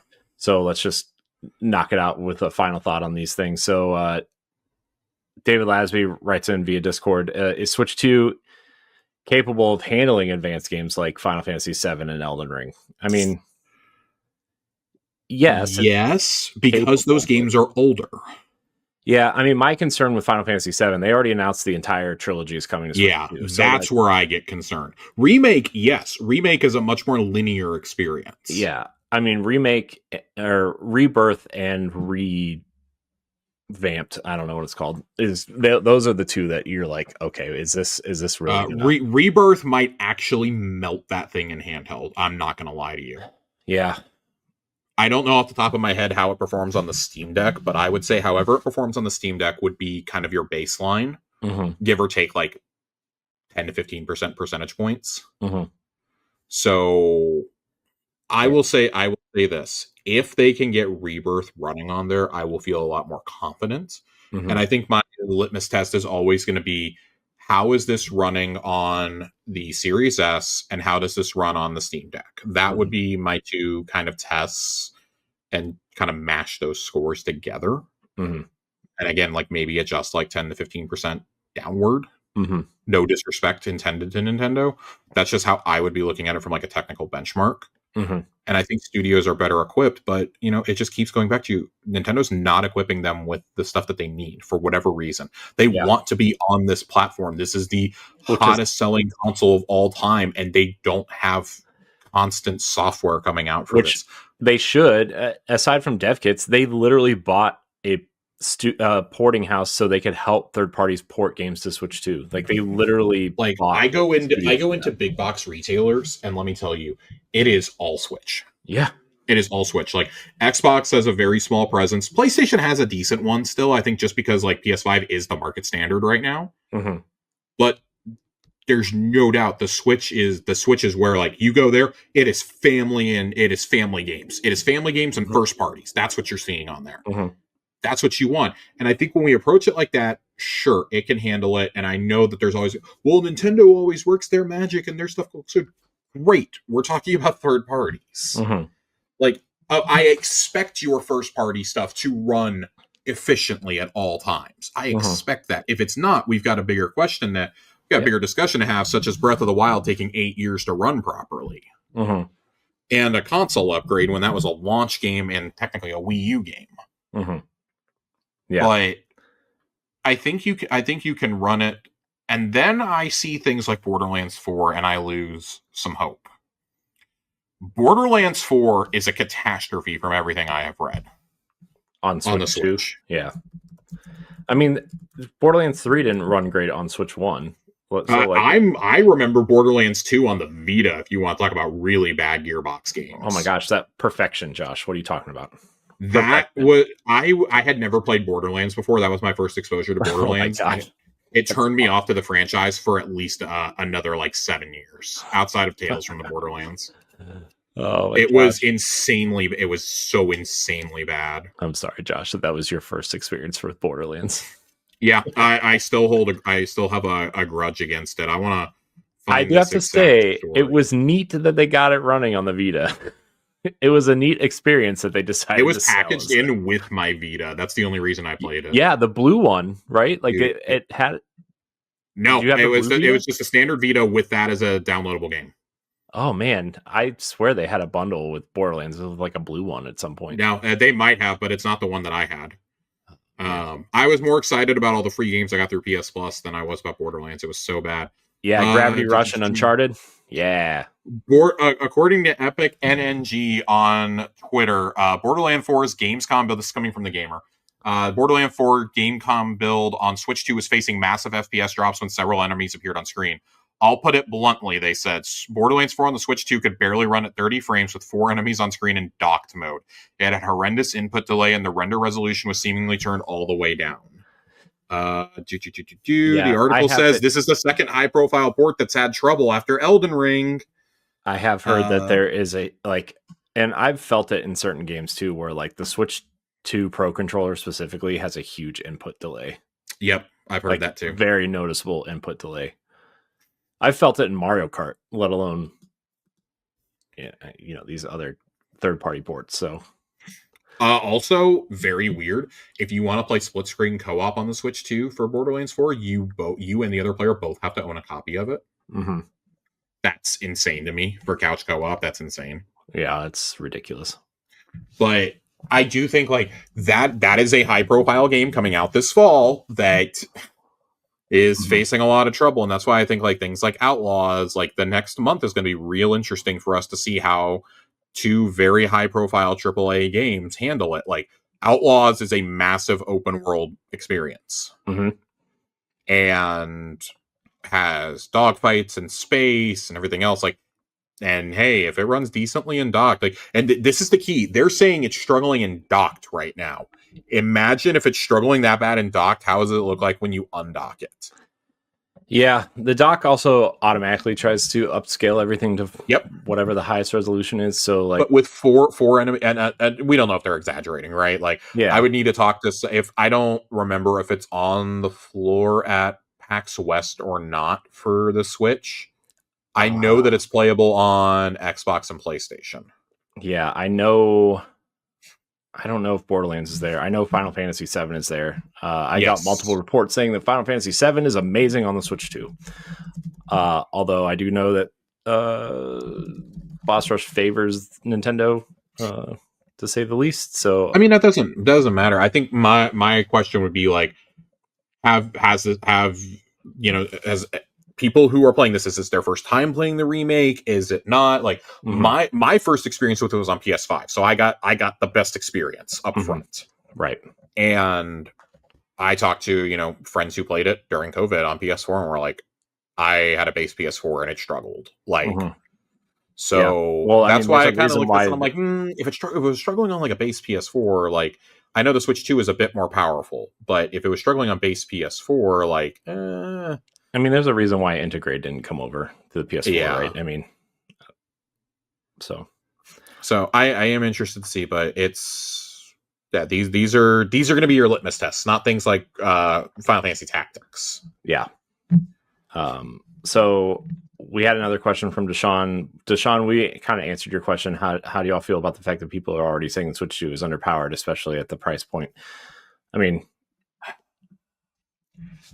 I do think it's underpowered for the price point, but then I take into account the portability factor of it, and that saves a lot for me. That's always going to be a big thing. Like, if you want something to be portable, you're going to sacrifice in power, and I need hardcore gamers who are excited about buying the latest NVIDIA 4 or 5 series graphics card to understand that is part of the trade-off here.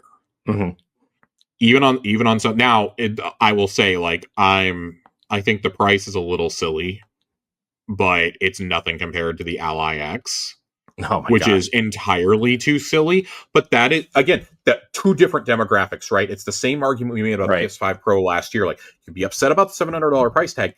If you're upset about the price point, it's probably not aimed at you.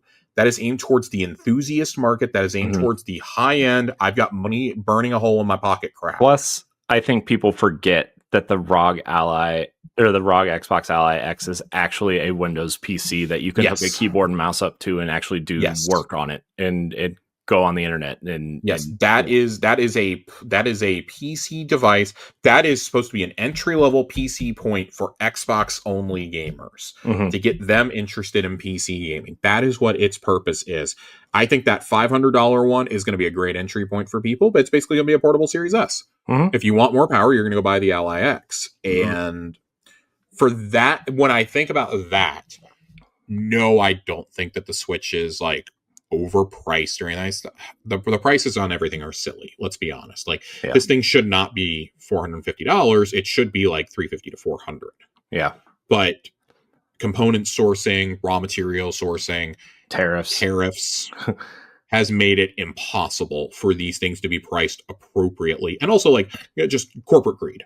Yeah, that too. Corporate greed is the thing. Like, I think Nintendo is a little bit less greedy when it comes to consoles, but that's because they know Nintendo knows better than anyone. They're going to sell a bunch of consoles, but they're going to sell a ton of software. You are buying those consoles to play Nintendo titles. Like we joke all the time. The adoption rate of Mario Kart 8 Deluxe was like 1 in 2. It was more than that. It was yeah. I mean, they sold 70 million copies, and the Switch 2 has sold. Or the Switch 1 sold, 140 million? So, like, yeah, I guess 1 and 2. So, yeah, I mean, it's ridiculous. That's like one of the highest adoption rates ever for a first-party game, if not the highest ever. Yep. Like, it was the highest ratio since, I think, Halo 1. Yep. Which was, Halo 1 was... it was 2-1. I think it was 1-2. It was more than that. Was it? Halo 1, by the time that the 360 came out, had sold like 16, 17 million copies worldwide. And the original Xbox, only sold 20 million units worldwide. It had an insane adoption ratio. Yeah. Like, again, like similar argument. You're not buying that. You weren't buying a Switch 1 without getting Mario Kart, essentially. Well, you weren't buying an original Xbox without getting Halo and eventually Halo 2. So...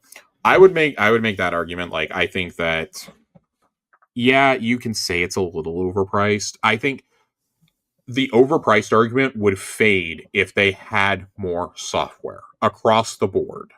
And I'm not talking like, Silksong is coming. I'm not talking Silksong. I'm talking like major third-party support. Cyberpunk being there at launch was such a huge PR hit for them in lieu of having anything beyond Mario Kart for themselves.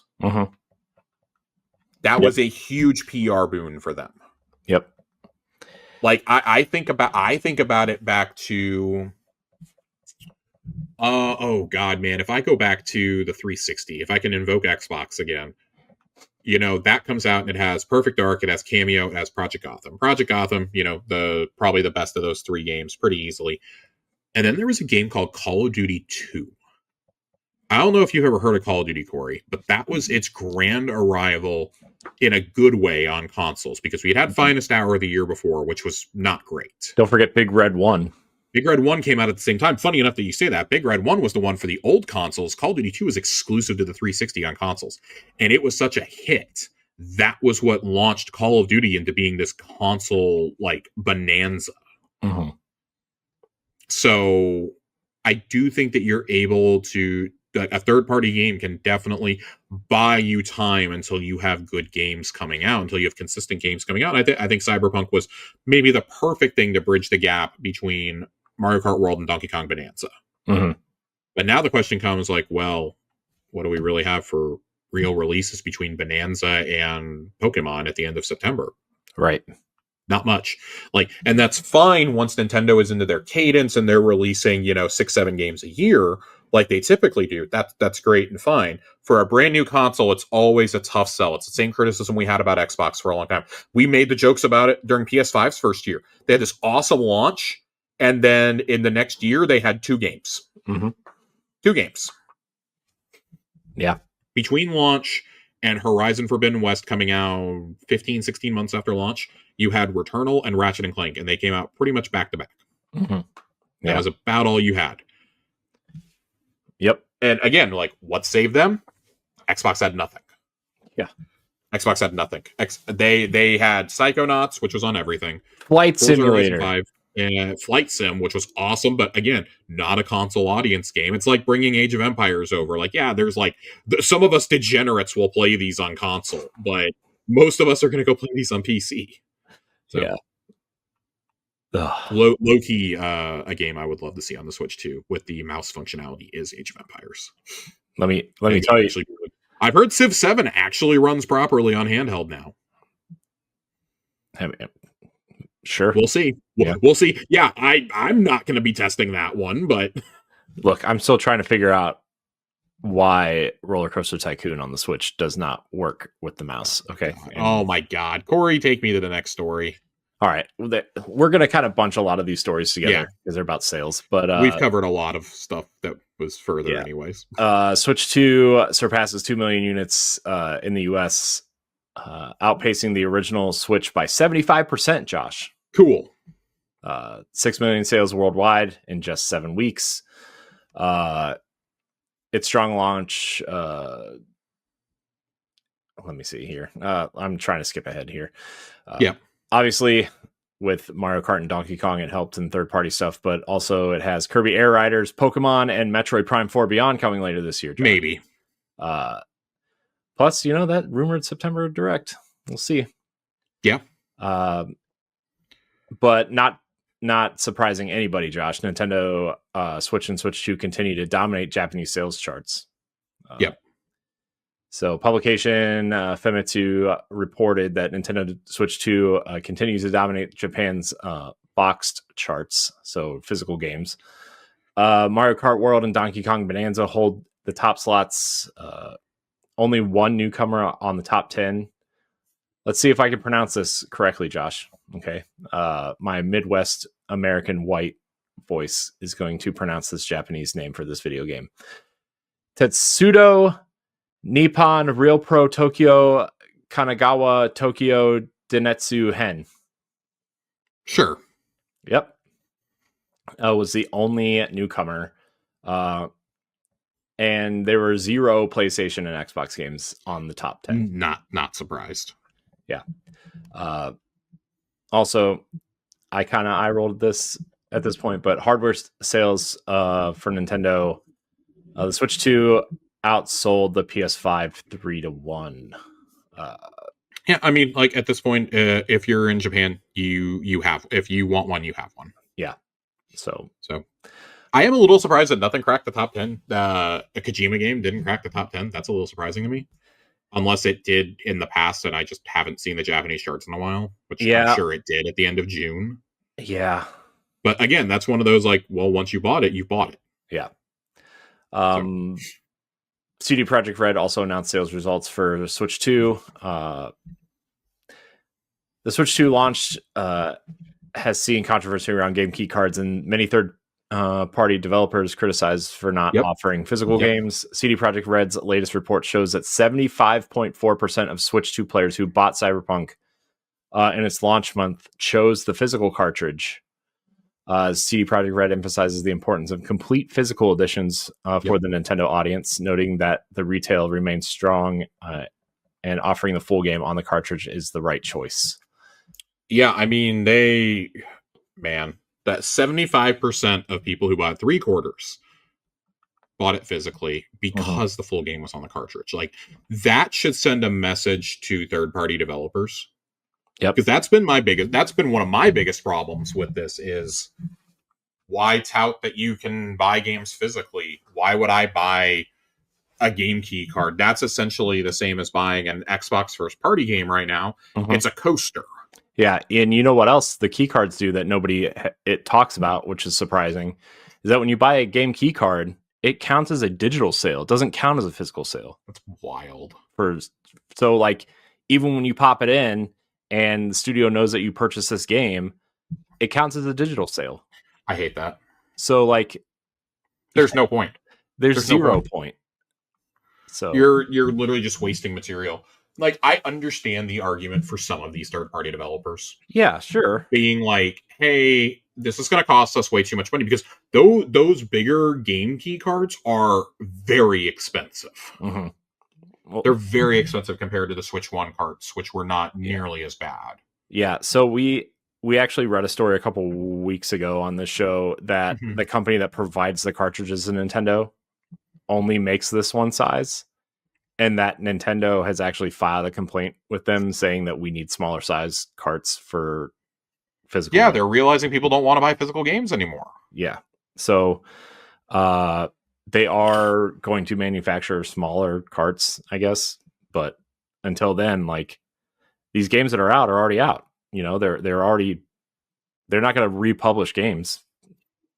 You know, at least most of these companies aren't going to republish their game on a cart when they have already published a key card, right? So yeah, I was having this conversation with Andre a couple weeks ago, and he was like, "Hey man, are you going to pick up Persona 3 Reload for the Switch?" He's like, "I never finished it, so I think I'm going to buy it for Switch too." And I was like, man, if it wasn't a game key card, I would. There's no point in me buying it digitally. I own the actual physical disc, and it is an actual physical game, not an install disc for Xbox. I was like, at that point, if I'm going to buy something digital only, I'm just going to go ahead and buy it through the Xbox store and get Play Anywhere.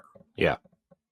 So it makes sense if it's your primary platform, but it doesn't make sense to me as a multi-platform gamer. It makes no sense.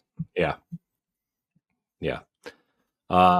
That brings us to our last story here. We already talked about Final Fantasy VII Remake a bit, so we're going to skip over that.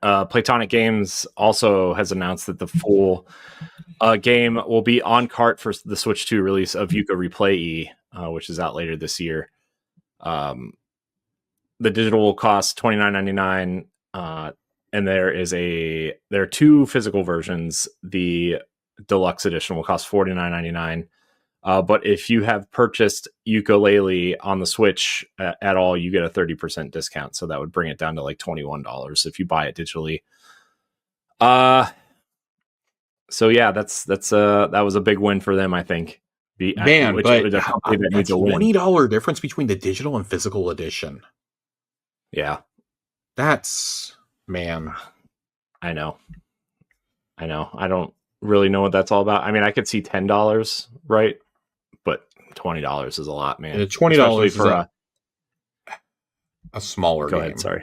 No. Yeah. For like a smaller game. Like, and I like Yooka-Laylee, but I don't like it enough to go spend $50 to make sure I have a physical copy of it. Like, for all my grandstanding about physical games, like, yeah, I like physical games because I tend to pick them up when they're on sale, and then I have them on my shelf forever.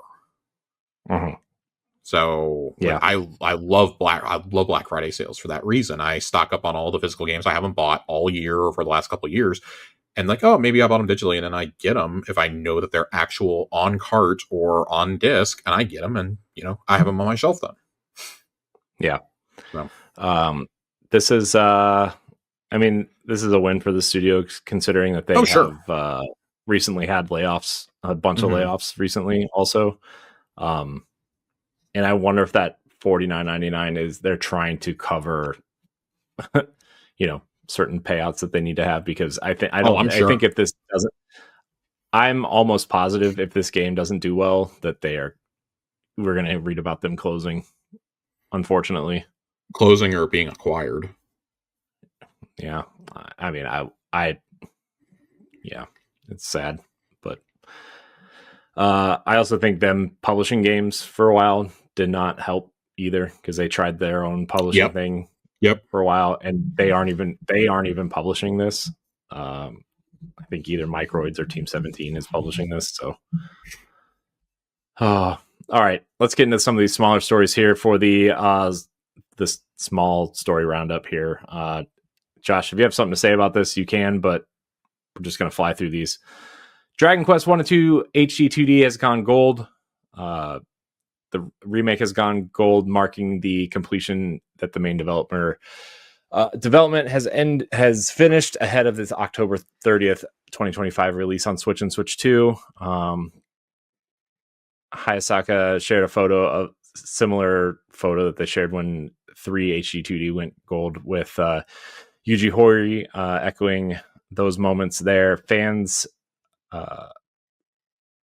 the DLC codes are platform specific. Also, physical editions of Switch 2 versions are on game key cards. So if you are a collector, the Switch 1 version is the one that you want.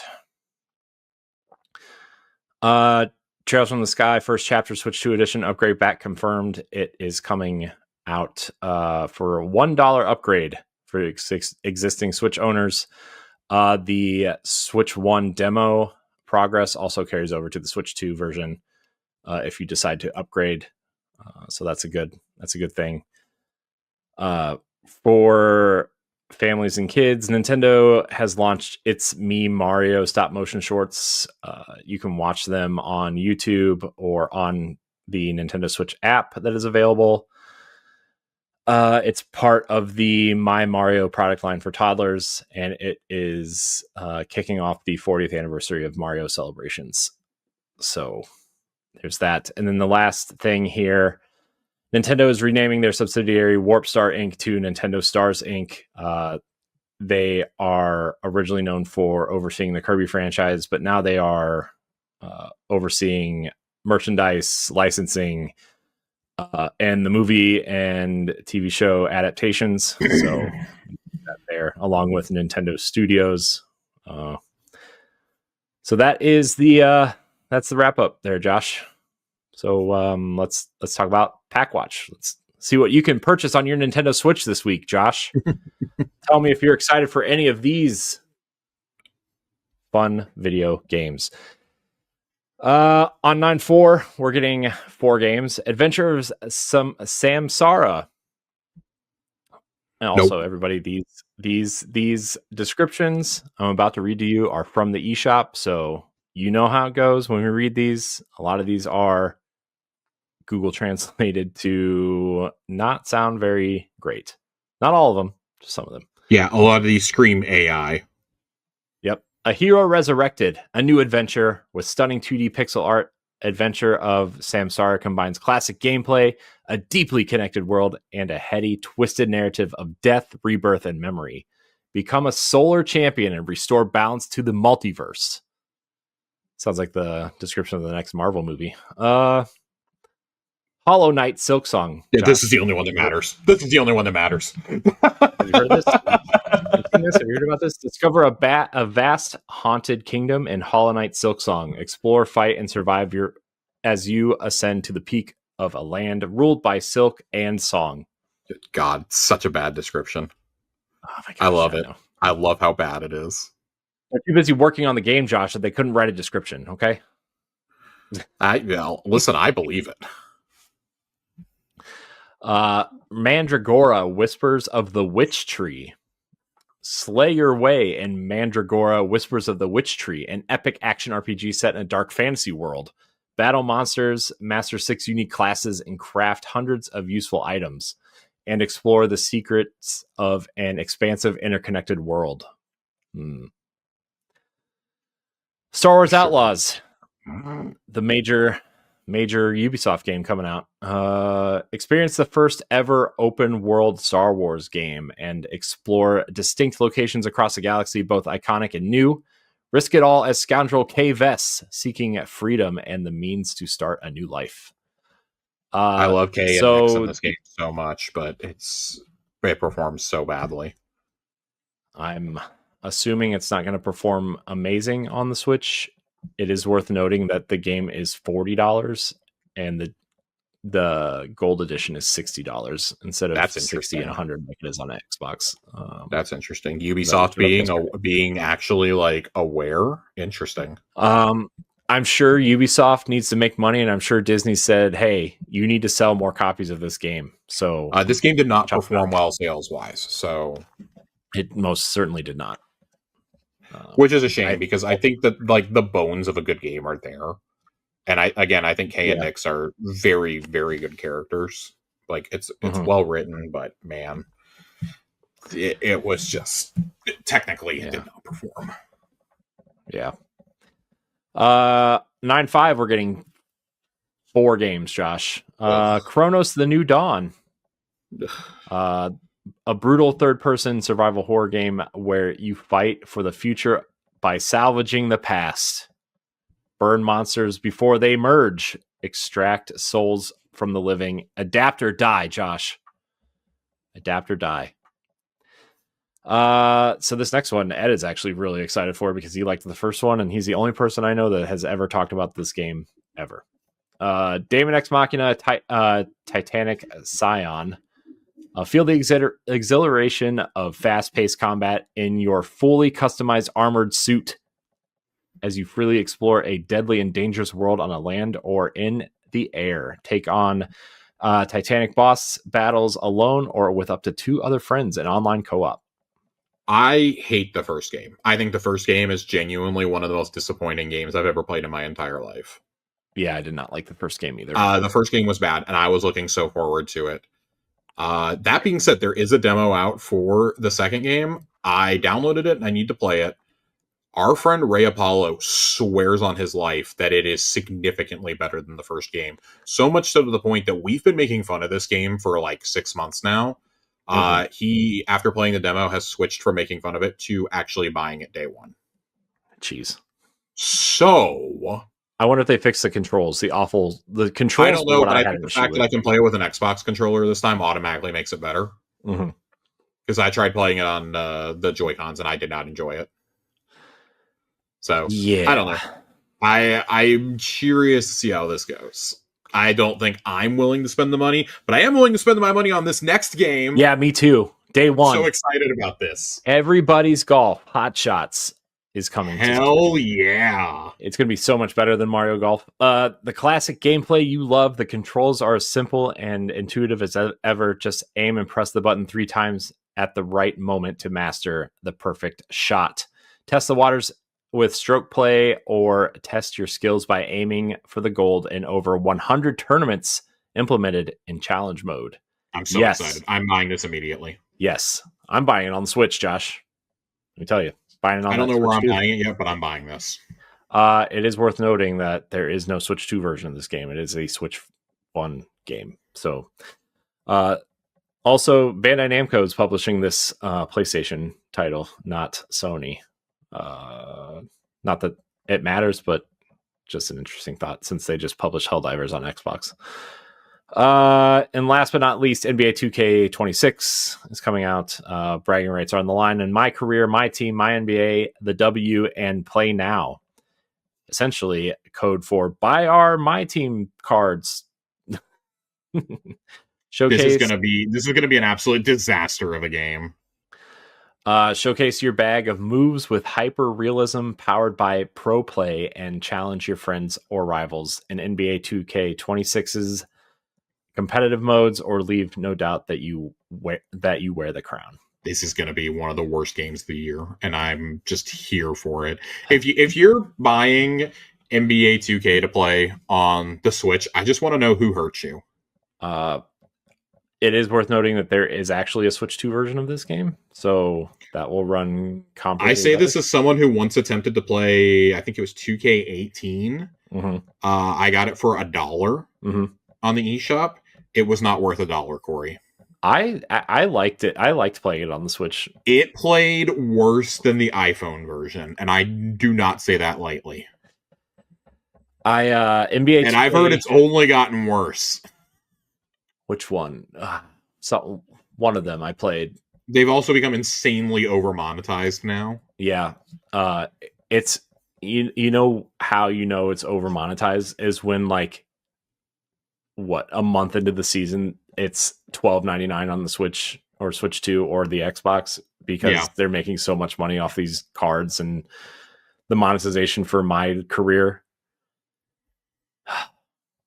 It's crazy. All right, Josh, weekly updates. Here we go. Oh, boy. Fly through these. System Shock 2 25th Anniversary Edition is getting patch 1.2 on the Nintendo Switch, bringing gameplay tweaks, visual improvements, quality of life features, like a separate quick save slot and an ad hoc multiplayer support. There's also other UI issues that they're in various bugs they're fixing. High on Life Nintendo Switch 2 Edition is out. Nintendo Switch fans upgrading to the Switch 2 can now enjoy a free upgrade for the first-person shooter High on Life, which adds Joy-Con 2 mouse support, enhanced textures, and higher frame rates. and improved resolutions. Street Fighter VI is getting an update, limited time crossover event with Monster Hunter Wilds. There's also Street Fighter content going to Monster Hunter Wilds, but that game's not on Switch 2, so no reason to mention it there. There's colors, new gear, a battle theme, a themed battle hub makeover, and a return of the Monster Hunter 20th Anniversary Fighting Pass, which must have come out when Rise came out, I guess, or came to other platforms. No Man's Sky Voyager's update is coming to Switch 2, letting players design and build their own customizable Corvettes, complete with interiors, med bays, and war rooms, and more. Hitman World of Assassination Signature Edition on Switch. Essentially, they're making it work. Adding a default 30 frames per second mode, dropping the resolution for stabilizing performance, fixing crashes, lighting issues, frame rate drops in specific scenarios. The patch significantly improves stability for players, though the unlocked 60 frames per second mode remains jittery. IO continues to prepare for new releases like 007 First Light and a remaster of Hitman Absolution for the platform. Josh, have you heard of this game, Pokemon Go? I have heard of Pokemon Go. It's receiving its first major update on October 15th, 2025. That raises the level cap from 50 to 80 and rebalancing the leveling curve with new rewards, cosmetics, and the ability for some players to automatically jump levels based on their earned XP. I have not played Pokemon Go in 5-6 years now. Dude, I haven't played it since I worked at the restaurant. I caught a Charmander in the bathroom, and I was like, I'm good. And did you Pokemon Go to the polls? Go to the polls? It was a meme when Pokemon Go came out. Oh, I did not. Pokemon Go came out in 2016, and we had an election in 2016. Oh, right. Yeah. So we sure did, Josh. We sure had an election in 2016. Let me tell you. Christ. Nintendo Alarmo is also being updated if you have one. Oh boy. Adding 7 free Kirby themed alarms, including songs from Kirby and the Forgotten Lands Starry World or Starcross World content to the Alarmo app in a future update. Nintendo Switch Online updates. Super Nintendo is getting mouse support for Switch 2 Joy-Con 2 controllers and USB mouse compatibility for Mario Paint, Nobunaga's Ambition, and Mario Super P-Cross. So that's cool. It's also getting better CRT filters. And so is the Nintendo 64. It's getting new CRT filters and rewind abilities. Chibi Robo is the newest game on Nintendo GameCube. The less of the Robo games. Yeah, sorry, Josh. And then Kirby and the Forgotten Land soundtrack has been added to Nintendo Music, as well as 7 tracks from Kirby Air Riders. So that's what we got for your updates, everybody. Let's get into question block. Josh, this is where our community can write in and ask questions, and we answer them. We have 2 more left. We answered one of these already, so we only have 2 questions here. Josh, let's do it. Stephen Myers writes in via YouTube comment. These are both YouTube comments, everybody. How do you feel about Switch 2 versions of games that are already out? Do you think Bethesda should go back and update Doom and Wolfenstein, CG Projekt for The Witcher 3? Should third-party games how should third-party games handle this? Looking forward to your thoughts. Yeah, I mean, we kind of addressed this already. I'm all for going back and doing updates to games that are already out on the Switch. Yeah. If it makes financial sense. I think you would have to look at it and be like, well, these have like either consistently sold decently for us or has a really large install base to justify it at this point. I would mainly say like Nintendo needs to do it with all of their games personally. At least to their biggest games, and like stop charging $10 for it. You don't need to charge $10. I know that some of the updates are free, but you did not need to charge $10 for Breath of the Wild and Tears of the Kingdom. I'm just going to say that. But I do think that when you look at some of the big third-party games like Witcher 3 and Skyrim, and I would even see like things like Diablo 3, I would definitely go back and update them to have Switch 2 versions, because those are older games. There should be no reason with getting them Switch 2 versions. It's basically just taking the Series S version and putting it on there. It's basically taking the Smart Delivery version and porting it over. Yep. The question is, do you have the manpower, considering we know, especially when it comes to Bethesda, because we know about all the job cuts that have happened? Right. That would be my biggest question there. And also, like, again, this goes back, lack of development kits. Would you rather port something that has been out for that many, or update something that's been out for that many years and have to take people off, or contract a third-party studio to do it like Virtuos? Or would you rather focus on getting something else ported over, like Elder Scrolls Oblivion? Would you rather bring the Oblivion remaster over? Would you rather bring Dune: The Dark Ages over? Like, they're already bringing over Indiana Jones. That's probably going to be a monumental effort. I personally would rather see that stuff come over, because that would inspire more confidence. And then maybe later on in the generation, or once the economy stabilizes, you can worry about updating those games. Maybe you update them when there's, like, maybe Skyrim gets an update when Elder Scrolls Oblivion comes over. Maybe the Wolfenstein games get them after or in the lead up to Indiana Jones, Yeah. You can tie them in together somehow. Maybe Doom Eternal will run properly now when Dark Ages comes over. I don't know. Yeah, I agree with what you said. Take the CD Projekt Red porting team, though, and put them on Witcher 3. Like, you should do that today. Yeah, I think there are two different ways these companies can go, right? Like, they could do it in-house, like CD Projekt. It would probably benefit from porting The Witcher over, just because obviously the Witcher 3 runs on their own internal engine, although Saber Interactive is the one that ported it to Switch 1. So there's companies, they've got their own problems. Yeah, but that's a story for a different day. Yep. Panic Button is they did the Bethesda ports of Doom and Wolfenstein. They're a pretty decent port studio. Virtuos does a lot of porting, right? Like, they do all the Final Fantasy games and a lot. But Nintendo also has Shiver Entertainment, which is the studio that ported Hogwarts Legacy to Switch 1, which was an interesting port. Obviously not the primary way to play that game, but they did port it to make it work, and it works interestingly enough. So Nintendo could also help port these games, and if you're going to charge $10 for these upgrades or whatever, like, okay, but also, like you said, Josh, does it make financial sense? And is the game like physically big enough in terms of like something like Shovel Knight or Axiom Verge doesn't need a Switch 2 version, right? Sure. There's no point, right? I'm actually shocked Amina the Hollower got a Switch 2 version, which I'm not complaining, but that's just an interesting thing. So Smart Delivery really spoiled us. What? Smart Delivery really spoiled us. I know, dude. I was trying to find stuff on PlayStation the other day, just kind of floating around the store, and it was like, do you want to download the PlayStation 4 version or the PlayStation 5 version? It's so bad. You don't own the PlayStation 5 version. Would you like to purchase it? And I'm like, no. Yep. No, I do not want to purchase it. Then I turned it off and turned my Xbox on. I was like, better. So much better.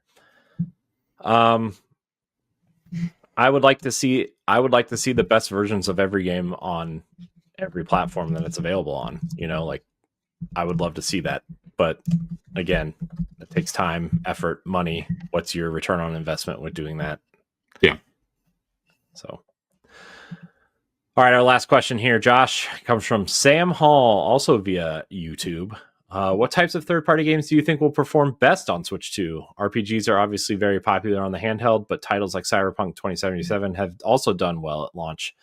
While certain genres may naturally perform better, there's also an audience that wants a wide variety of games on the platform. What are your thoughts? JRPGs. Yeah. I think the Switch really solidified itself as the place to play JRPGs, short of, like, the ones that were kind of locked to PlayStation for a long time, like Persona. They didn't get Persona until very late in the generation, much like Xbox. So I would say, I think JRPGs, like I think a lot of these smaller franchises that aren't like as widely known in the West, at least, do significantly better on the Switch when you look at the worldwide sales. And I even think when you look in like North America, like that's probably where you're going to play. You're probably playing things like Daisuke and Rune Factory and whatnot on the Switch.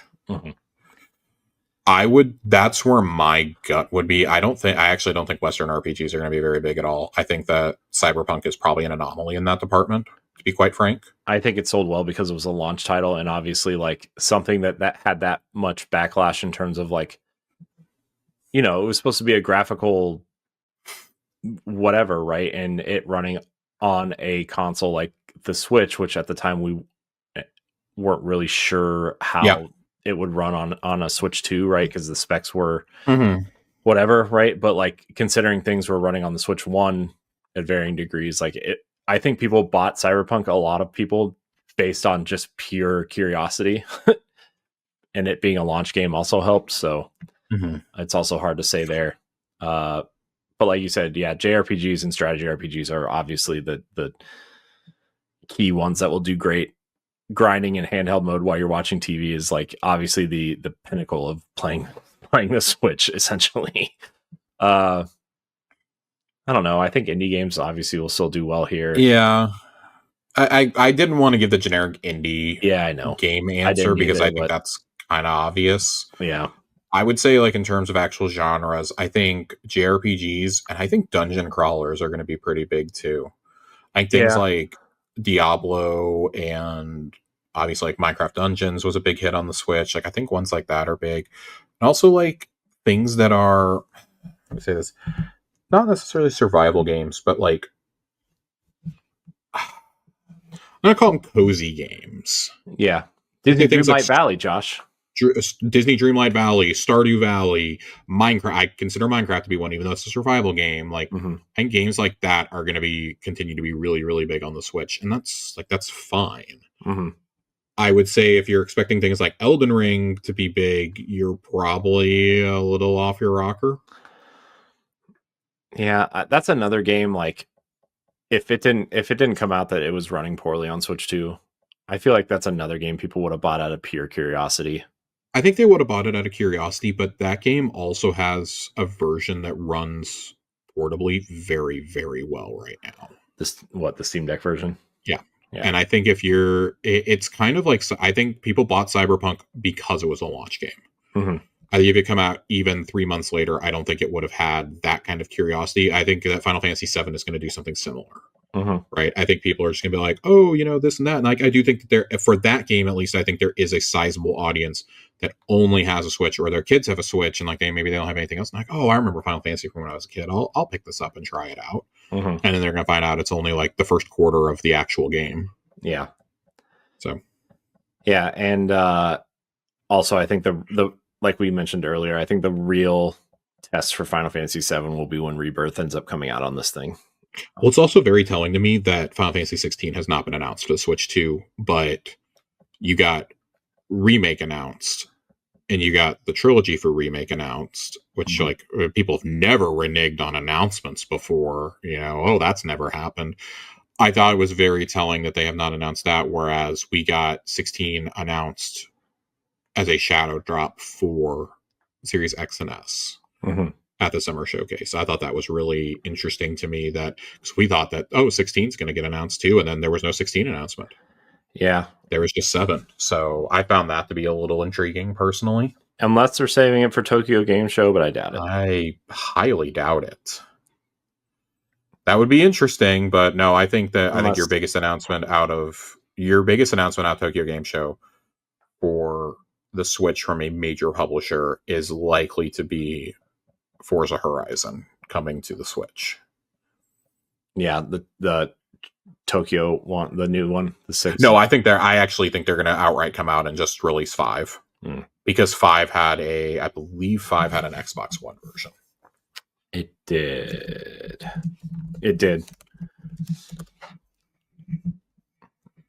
So yes, it did. It did. So I think that makes bringing it over a little bit easier. And I mean, obviously, it's run fantastic on the S all these years. I think that'll be the one that gets announced. I think they're gonna.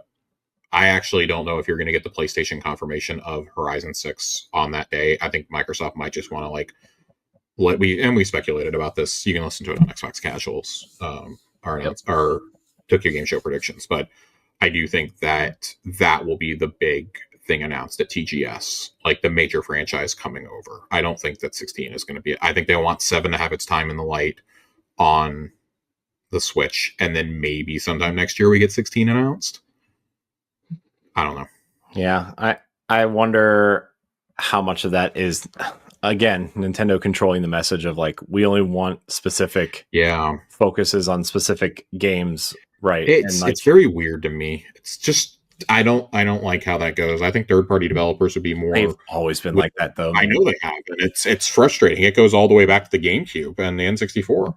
Yeah, I mean, even when Persona was announced for Xbox, we were like, oh, they didn't announce it for Switch. But then literally the very next Direct, which was like, a week or two later, they announced all of them coming.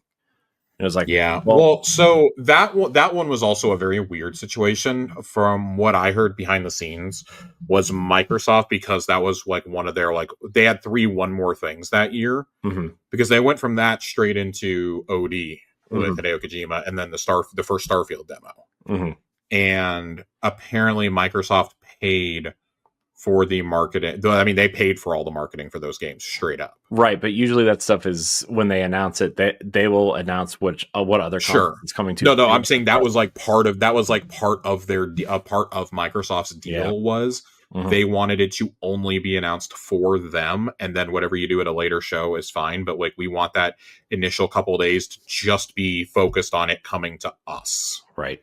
Because at the time they were still able to compete with PlayStation, right? And that was seen as like this big blow for like the JRPG community. And it was like this, like, oh my God, like we've got Japanese companies supporting Xbox again. And, well, it's kind of stayed there with Atlas. Yeah. It's only Sega and Atlas, essentially. I mean, listen, Square is committed to putting everything under the sun on there now. The fact that Octopath Traveler 0 got announced day and date, and then they shadow dropped Triangle Strategy during Gamescom is awesome. Yeah. I can't, man. I mean, Triangle Strategy, I loved that game when it came out. It's probably going to sell like 12 copies on the Xbox. That might be an overestimation. Yeah. But I mean, hey, I will happily take it. There is an audience for these games, and it's just like, it might not be the biggest audience like you would get on the Switch or on the PlayStation, for a JRPG, but like, inversely, I don't think there's going to be the demand for games I think there is a demand for games like Cyberpunk on the Switch, but you're probably playing that and Elden Ring on a console or a platform that can give you the actual good experience of these games. Yeah. Not that Cyberpunk is fine. It's fine. But man, once you've played that in 4K 60, you can't go back. Plus, like, yeah, I mean, I would say that with any shooter also for the Switch, right? Like 100%. There's interesting. It's interesting that interesting. I mean, how are you going to handle it when Call of Duty finally comes over as part of the agreement with the FTC? That's what I'm saying. Like, I'm sure it'll sell fine on the Switch, but also like, if you're playing Call of Duty and you're playing with your friends, like you're going to be playing it on Xbox or PlayStation or PC, right? Like you're going to want to be in that either that party chat or that Discord. And you're gonna want your online connection to not suck. Dude, you don't want to use game chat? Hey man, press C to chat. I get it. I get it. I want my call that, but I call the C button something else. So I want my face on the gun when somebody murders me, and my face, my surprise look pops up. Dude, I can't wait for the first time that somebody tries playing a multiplayer shooter like that. The game runs at like 3 frames a second. Yeah, I also wonder which Call of Duties are coming over too. I doubt it's going to be Black Ops 7 or 8 or they are committed to bringing over the newest ones. That was the agreement. So I'm fascinated to see when they attempt to do this. I'm gonna whip out my favorite meme. I do wonder if will they be the first studio to say that you have to play this game docked? No, for the Switch 2. No.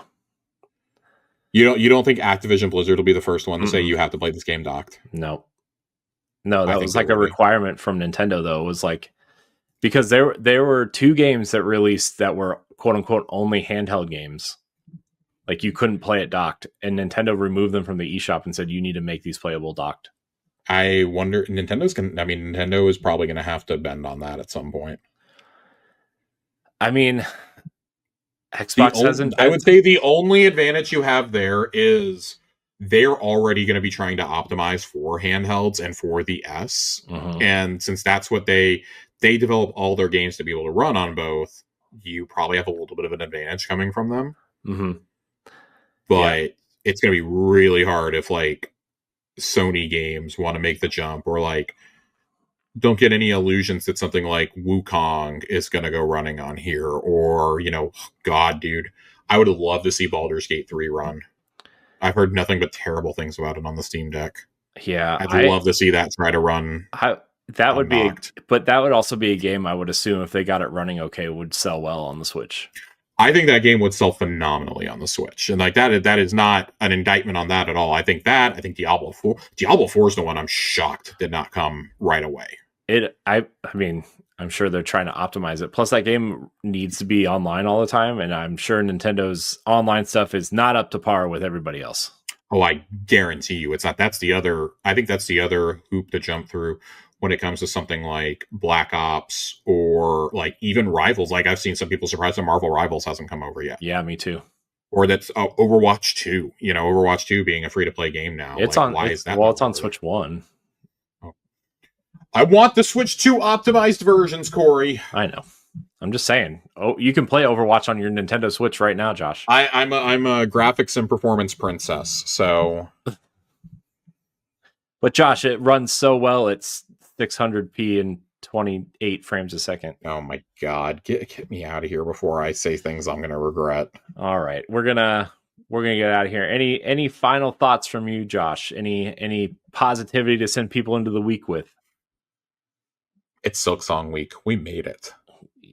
Yes, Silksong fans, you have made it. You are clear for launch. You can. I saw somebody make a GIF of there's a scene in My Hero Academia where All Might imagines the previous users of One for All passing One for All to each other, and then his master handing it to him when he's about to use the last of the embers of One for All to beat All for One in season 3. Mm-hmm. And when he does that, it was Silksong was like Nana Shimura handing One for All off to All Might, and All Might's head it's a Kingdom Hearts 4. And I was like, oh God, is that the next one that we're gonna have to? Yep. That won't be bad for me, but like, oh God, is that the next one that I think everybody's expectations have already been set considering how long we waited for Kingdom Hearts 3. Okay, dude, how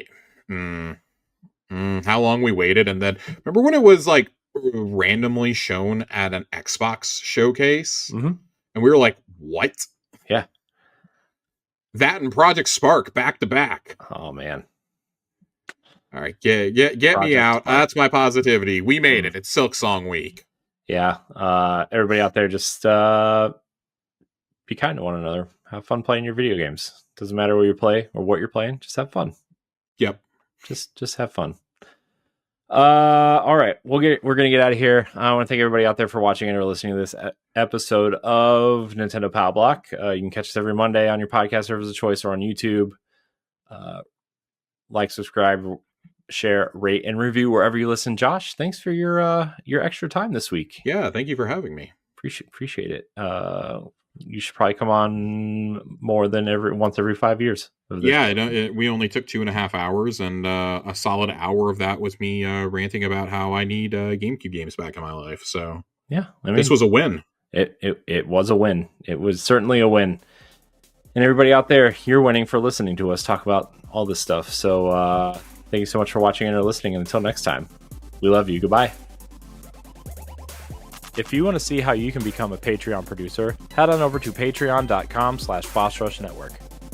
The Patreon producers for this month are Adriel Munger, Austin Campbell, Celeste Roberts, Sana Dirrig, Francisco Santillan, Matthew Keel, and Christian S. Thanks for your continued support of the Boss Rush Network.